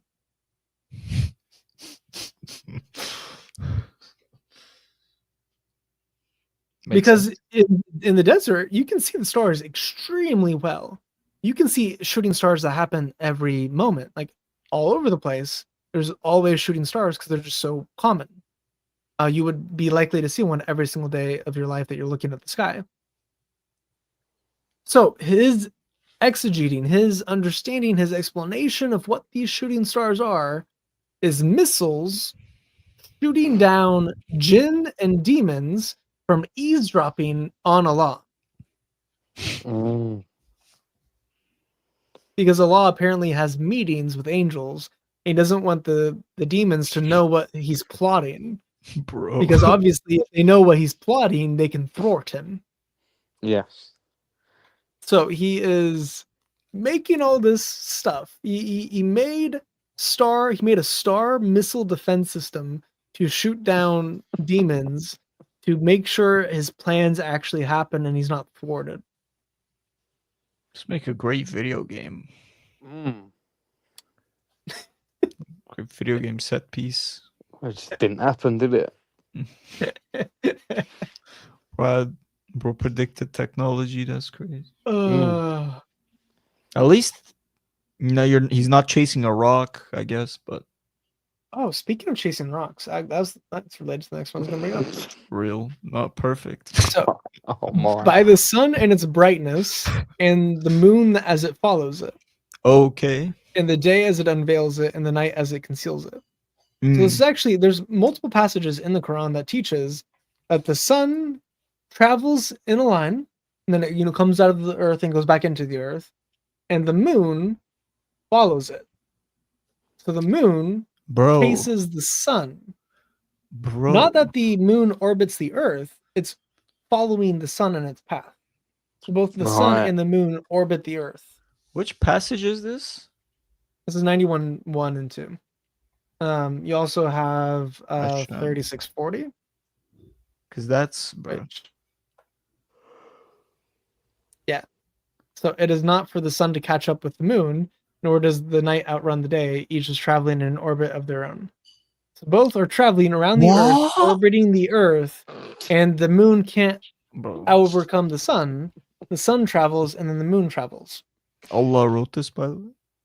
Yeah, Allah wrote this. Oh. So you have stars as missiles against demons. You have semen coming from the backbone of the ribs. You have mountains as pegs and nails holding the earth down so it doesn't float away. You have the earth is flat. You have the moon follows the sun. You have both the sun and probably the moon rising out of muddy pools. And you have 7 heavens and 7 lamps, which we haven't gone over yet, I don't think. So the earth is apparently layered like a cake, and it has 7 layers. Wow. So there's 7 heavens. So do you not see how Allah created 7 heavens, one above the other, and placing the moon within them as a reflected light and the sun as a radiant light? You also have these descriptions of these 7 earths, which is interesting. So in the Islamic paradigm, the highest heaven is like Jupiter, and then it has planets in each of the heavens. And then it has the stars in the 5th heaven. So the stars are in front of Jupiter. Bro. This is disastrous. Bruh,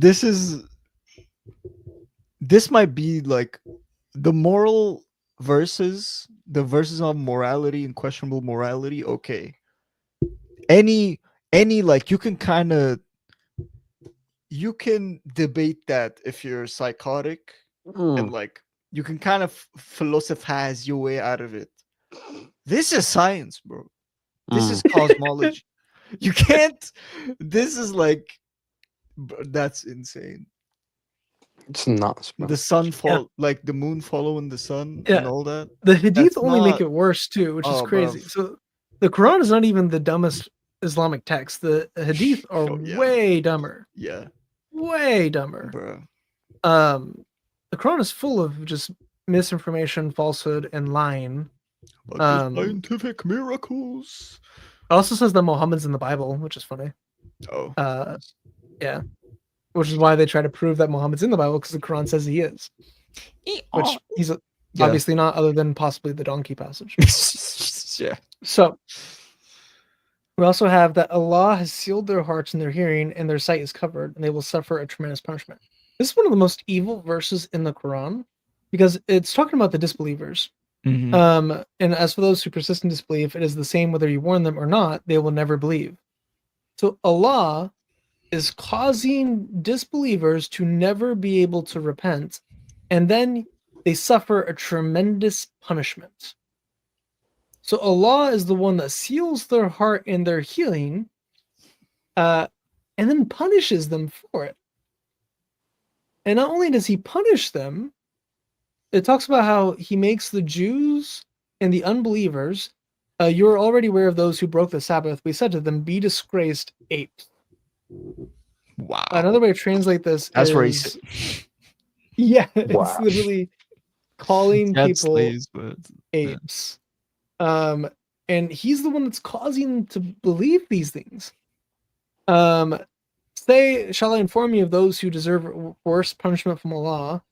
It is those who earned Allah's condemnation and displeasure, some being reduced to apes and pigs, and worshippers of false gods. These are far worse in rank and farther astray from the right way. So Allah has a lot of these passages. Surah 7 also has one. Here. It talks about how they made them, but when they stubbornly and persist in violation, we said to them, be disgraced apes. jeez. So it's talking about people of the book. It's also talking about just unbelievers, the kafir in general. He's literally calling them apes and swine, but he makes them apes and swine. Yeah. Seals So their heart. they literally turn into animals. Okay. Like he's transmutating them into apes Yeah. and pigs.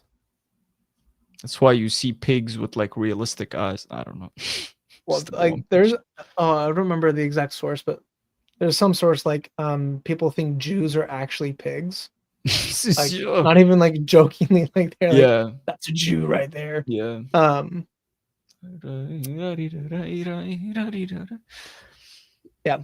Oh, 2 is fun. 2 just entirely, 2 is one of the dumbest things I've ever read. And it is apparently the miracle of Islam. Mm. Also, whenever you go through Quran.com, just find anywhere that this exists, and this shows you whatever's wrong with the Quran. Yeah, because they have to explain the It's fun. sus verses. If we ever abrogate a verse or cause it to be forgotten, we replace it with a better or similar one. Do you not know that Allah is most capable of everything? So this is the verse of abrogation, where a verse can be forgotten. So the eternal speech of Allah can be forgotten, and the reason why this is here is because Muhammad kept forgetting how things were pronounced, or said, Nice. or written. So people would bring him multiple recitations, and he's like, "Yeah, of course that was it." And someone else would be like, "Oh, but I heard you say it this way." And they would just say it, and he's like, "Oh yeah, that's right too." And then he said, "Allah has revealed it in multiple ways." That's what the different aruf is, or the 10 recitations, where it's 10 different versions of the Quran that are all given by Allah. Then you have the 7 qira'at, which are different variations of just the hafs, or the Uthman version of the Quran. So abrogation is one of the, so for those who don't know what abrogation is, abrogation means to cause something to no longer be valid. Yep. So like there's a verse in Surah 2 about how there's no compulsion in religion. Well, Surah 9 abrogates that because it says that you're forced to become a Muslim, and those who don't become Muslims are to be enslaved or killed. Those are the only options for those who refuse Islam. So there is compulsion in religion in the Quran, and that verse in Surah 2 was abrogated, meaning it no longer applies. And whatever comes after in the Quran that contradicts something earlier in the Quran, whatever came after is what is true. So everything before that is abrogated. It's no longer true. Even if you're reading it, much of Surah 2 is abrogated and it doesn't apply anymore. So abrogation basically makes it to where if Muhammad contradicts himself in any way, it's fine. It's just Allah making something better or similar. So the better thing, it is better to go to war and to slaughter than it is to have peace and freedom of religion, according to abrogation. Bruh. Yeah. Oh, the satanic verses are fun. Oh yeah. Classic. Let's go. So this one, apparently Satan got Muhammad to recite a verse of the Quran. Strangling him. Yeah, while strangling him. Whenever we sent a messenger or prophet before you and he recited, Satan would influence people's understandings of his recitation, but Allah would eliminate Satan's influence. Then Allah would establish his revelations, and Allah is all knowing, all wise. Well, this is a problem because he recites a false verse, and this is called the satanic verses of the Quran, where he says that you can get intercession through the daughters of Allah. So he's affirming polytheism, which is shirk, and he didn't realize it. Mind you, this is after he was teaching monotheism for a long time and was saying, hey, shirk is evil. He then introduced shirk. So he was tricked by Satan to recite something, and then Allah abrogated that in the future. But whenever we look up the Alat, Al-Uzza, and Manat, this is Also, in Surah 3. Allah has literally stated he can't have offspring. Correct. Yeah. In Surah But- Al-Anam. The Hubal did have 3 daughters, and Hubal is who Allah is based on. Hubal is Baal. So Oh, Islam is bro. Baal worship. Yo. And Hubal's daughters are Alats, which is the feminine Allah, who is also sometimes the wife of Allah, Al-Uzza and Manat. So here we see, have you not considered the idols of Lot, Uzza, and the third one, Manat, as well? Do you prefer to have sons while to have daughters? This is so, it's literally just continuing and just ignores those. But the original ending of this passage had that these are high-flying cranes whose intercession should be sought after. That's in the Islamic sources.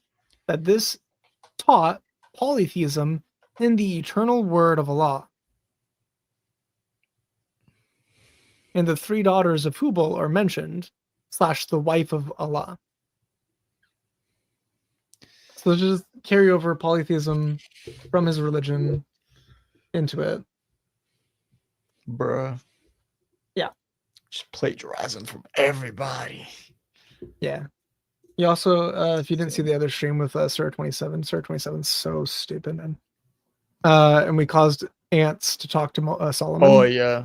So Solomon talks to ants and he talks to birds and The AI. all that fun stuff. And then the sleepers of the cave passage is really dumb, which is Yeah. also plagiarism. So much of this is plagiarism. Have you, O Prophet, thought that the people of the cave and the plaque were wonders of our signs? Remember when those youths took refuge in the cave and said, "Our Lord, grant us mercy from yourself and guide us righteously through our ordeal." So we caused them to fall into a deep sleep in a cave for many years. Then we raised them so that we may show which of the 2 groups would make a better estimation of the length of their stay. When we relate to you, O Prophet, their story and truth, they were youths who truly believed in their Lord, and we increased them in guidance. And we strengthened their hearts when they stood up and declared, "Our Lord is the Lord of the heaven and the earth. We will never call upon any God besides him, or we would truly be uttering an outrageous lie." Then they said to one another, "Those people of ours have taken gods beside him. Why do they not produce a clear proof of them? Who then does more wrong than those who fabricate lies against Allah? Since you have distorted, or since you have distanced yourselves from them and what they worship besides Allah, take refuge in the cave. Your Lord will extend his mercy to you and accommodate you in your ordeal." And would you have seen the sun as it rose, inclining away from their cave to the right as it had set, declining away from them to the left while they lay in its open space? So now the sun is going left and right depending on what they're doing. So the sun is just reversing direction, Nice. which aligns with the flat earth idea. That is one of the signs of Allah. Whoever Allah guides is truly guided, but whoever he leaves is astray. You will never find for them a guiding mentor. And keeps going. And you would have thought that they were awake, though they were asleep. We turned them over to the right and left while their dog stretched its forelegs at its entrance. Had you looked at them, you would have certainly fled away from them filled with terror because their bodies had deteriorated, is the idea. So we awakened them so that they might question one another. One of them exclaimed, "How long have you remained asleep?" Some replied, "Perhaps a day or part of a day." They said to one another, "Your Lord knows best how long we have remained. So send one of you with these silver coins of yours to the city. Let him find which food is the purest, and then bring you provisions from it, and let him be cautious. Do not guide him away." So they've been dead for a couple of years. They go back. Their dog is miraculously surviving throughout all of this. For indeed, if they find out about you, they will stone you or force you back into their faith, and then you will never succeed. That is how we cause them to be discovered, so that their people might know that Allah's promise is true, and that there's no doubt about the hour. Talking about the end times again.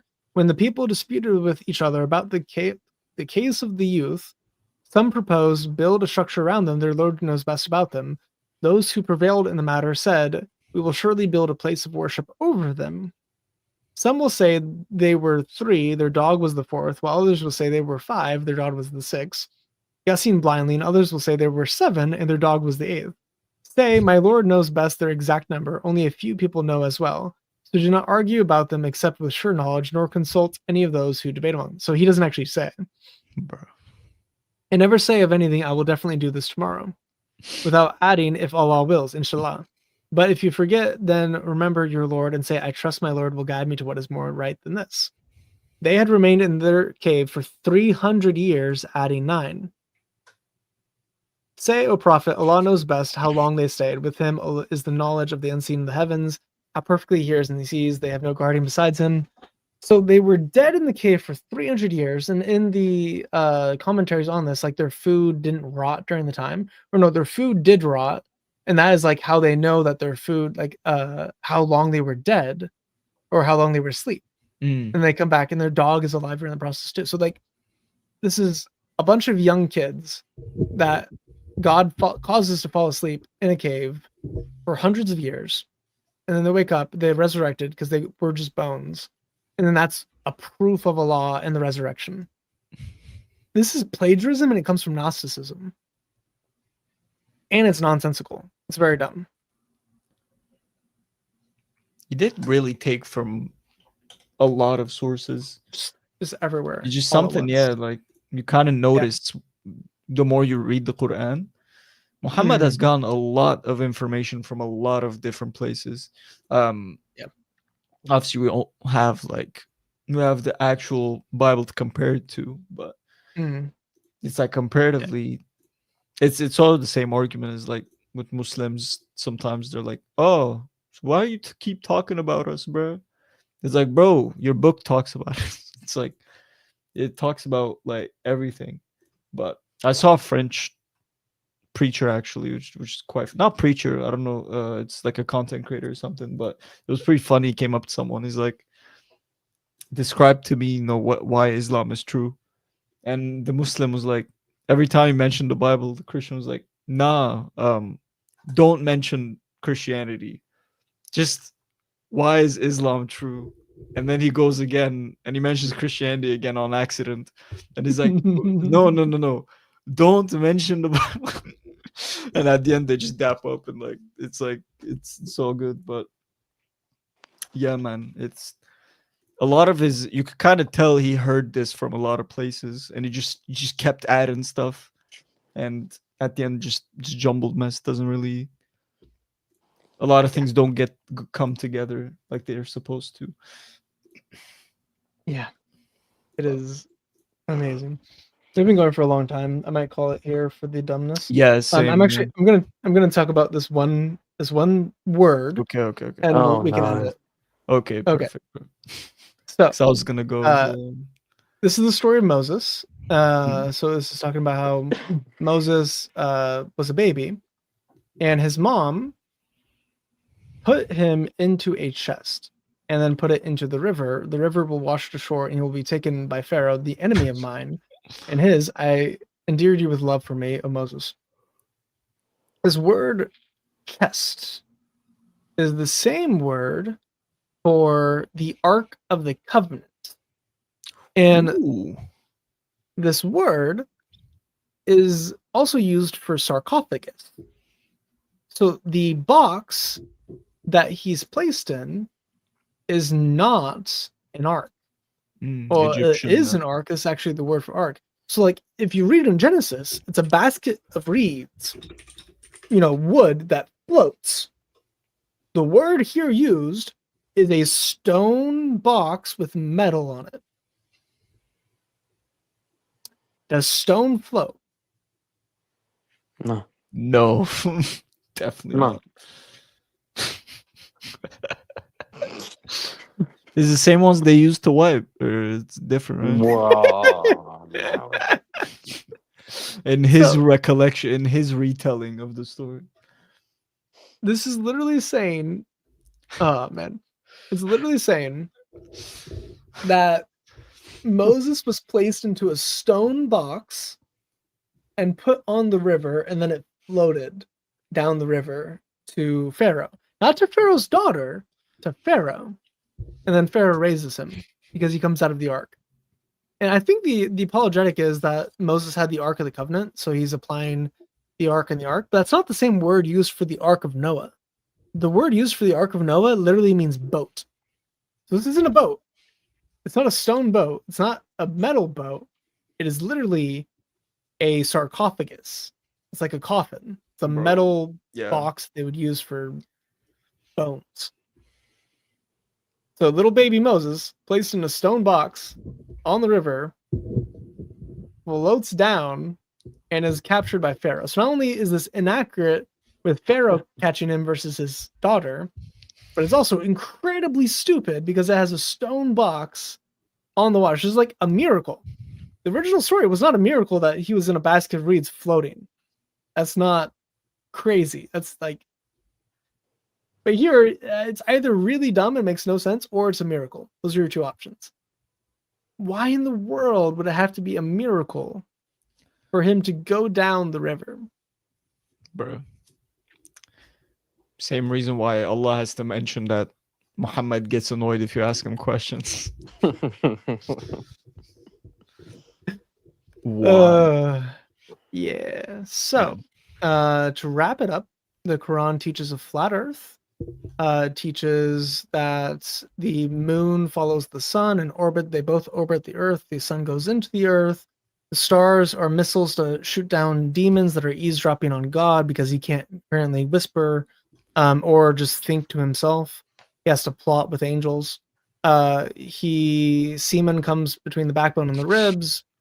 Women are a field to be plowed that are worth half of a man that make up the majority of hellfire. Muhammad took bat shots from the men of Al-Zut to gain the virility of 30 men. Dogs are evil, which we didn't really get into. No. That's the worst one. Yeah, that's pretty bad. So they're in certain places like Pakistan, they will murder dogs that they find. Yeah, in the streets. So I've seen videos of them like hacking dogs to death with swords and kicking them to death and throwing them against stone walls or brick walls. So I've just like seen videos of puppy slaughter by Muslims, which didn't help with my I think Islam's probably false, and I see that I'm like, Yeah, it's the worst again. It's the worst one out of the bunch, honestly. I can't believe it. yeah. Until you really want to watch the videos, they're online. You I'm can go good. watch dogs be I'm killed. good. I already because- have trouble vomiting. I'm good. I don't add to that. Let me heal up first, then Yeah. I'll Yeah, I'll inquire. be real though. Yeah, I never really got over the sucking boobies thing. Yeah, sucking boobies, that's fun. It's been 2 Sucking, hours. yeah, suckling will make you not attracted to a woman. Mm. 10 Fun times. fact, if you suckle 10 times, which I'm sure I've had girlfriends that I've suckled on more than 10 times, my wife I've suckled on more than 10 times. Yeah. Still attracted to them. That somehow did not work. They did not become my mom. So, But if you So do it crazy. 9 times and not 10, they don't become your mum, so you're calm. yeah, Is that, yeah. okay, all That's right. an If odd it's 9 number. times, Yeah. if it's 9 times, it doesn't count. That's the golden Yeah, I rule. do Just 10. do it 9 times. Well, yeah. I mean, Well, like don't do it at all. imagine if that was actually it. Like, men naturally desire breasts. Like, I've never, like, sure, men have preferences over boobs and butts and thighs and like Nah, the it's different just, parts that's of one gay. body that you Like, enjoy. just, yeah. But Sorry. I've never met a man that like entirely dislikes boobs to the point where Yeah. they don't want to like look at them or any of the encounters you can do with them. Imagine you're with your wife and you're like, okay, God made it to where we can only do this 9 times, and then I'll think of you as my mom. So we got to be very careful not to go past the 10. So we'll keep a tally mark on our bed. So every time I do it, I'll just do that one. I'll just mark it, so I don't ever hit the 10. So this never becomes incest. Breaks Bro, it out call on her the special wrong occasions mommy, bruh. only. Bro, call The her the wisdom wrong of Allah. mommy, bruh. It just, that's Yeah. crazy.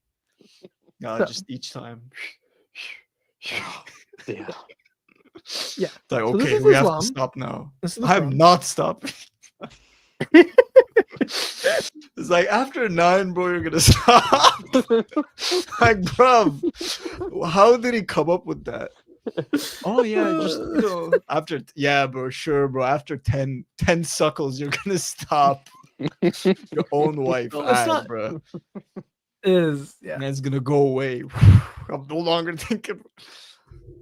Bro ejaculated from his back that fast. It just took 10. It's over, bro. I don't want her anymore. They get to 9. no. They get to 9, and Wow. she just gives him that look, and he's like, "No, we can't." Yeah. We- Yeah, we can't do this. We're about to max. We're about to max out.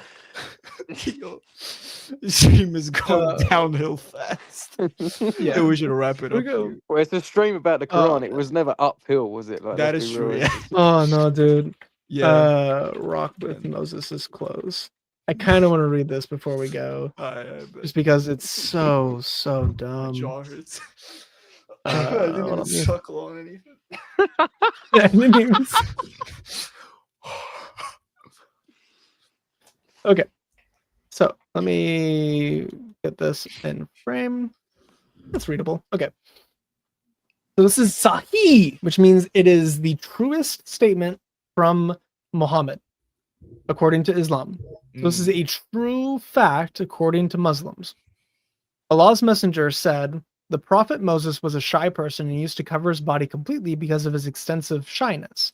One of the people of Israel let him hurt him. Oh, I got a message. Oh, no, that's fine. Okay, so one of the children of Israel hurt him by saying he covers his body in this way because of some defect in his skin, either leprosy or scroll hernia, meaning his like testicles or messed up. Ouch. Yeah. Or he had some other defect. So he's, they're saying he's leprous or he has something wrong with his manhood. Allah wished to clear Moses of what they said about him. He wants to clear the record. So one day while Moses was in seclusion, he took off his clothes and put them on a stone and started to take a bath. When he had finished the bath, he moved towards his clothes so as to take them, but the stone took his clothes and fled. Okay. Moses picked up his stick and ran after the stone, saying, "O stone, give me my garment." Till he reached a group of the Bani Israel, the children of Israel, who saw him naked, then and found him to be the best of what Allah had created. And Allah cleared him of what they accused him of. The stone stopped there, and Moses took and put his garment on and started hitting the stone with his stick. By Allah, the stone still has some traces of the hitting, 3, 4, or 5 marks. This is what Allah refers to in his saying, "O you who believe, be you not like those who annoyed Moses, but Allah proved his innocence of what they alleged, and he was honorable in Allah's sight." This is from Surah 33:69. So again, this is they're really dumb. We didn't actually read all of Surah 33, but man, it's so dumb. Yeah, So, bro. Stick is a stone flees with his clothing, and it leads him to the children of Israel, and they see him naked, and they find that he has the greatest manhood that Allah ever created.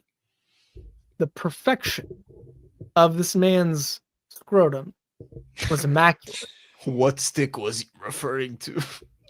And there is a hadith that describes Moses' complexion.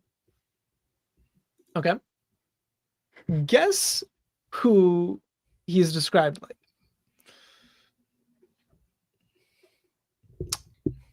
Muhammad? The men of Al-Zud. Oh no. Ooh, yeah, man. It's a dark brother right there. Mm. So we have Muhammad's tryst with the men of Al-Zud left such an impression with him that he wanted to make Moses to be like the men of Al-Zud with the greatest package that humanity's ever had.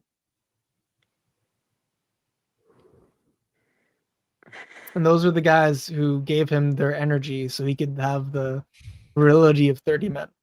Mm. Just the fact that he said Using a their stick. backbone fluid. Yeah. Just the fact that he said a stick left marks on a stone. marks on a really rock, like yeah. Wow, Yeah. yeah, bro. That's Mhm. really gonna happen. Yeah, that's gonna happen. Mm-hmm. But never Yep. played Minecraft before. I don't know. Like, bro, that's crazy. But Man. that like mental image always kills me. Like just to imagine a rock running away from Moses. You just chasing after him with a stick. Like, Dude. man. Anyway, it's that's a just great way to end it. Yeah, for sure. So, final thoughts on Islam, Tommy, that you've read the Book of Allah or listened to Espe- some parts of it. It's been emotional. Yeah, powerful. The hikmah, the wisdom of Yeah, Allah. yeah. I Yeah. do feel like I need to have a shower now, just to like. I feel Allegedly. unclean. Yeah. Honest, allegedly, Alleged shower. Allegedly, Yes. allegedly. He Allegedly, means, allegedly. yeah, just Yeah. All the sort of child stuff that just it just makes well, I think it makes all of us feel a bit uncomfortable, let's be real. yeah. Yeah. And obviously the fan fiction on Alexander the Great does interest me, to be fair. Like obviously it didn't happen, but it's like it's quite an interesting take. Yeah, I think just if there is any Muslims listening there, it's not too late. You can be saved. Don't follow this guy, bro. This guy, man. Don't. Come to Jesus Christ, Yep. the true King, No. Messiah, God. Sometimes, you chase a rock and it runs away.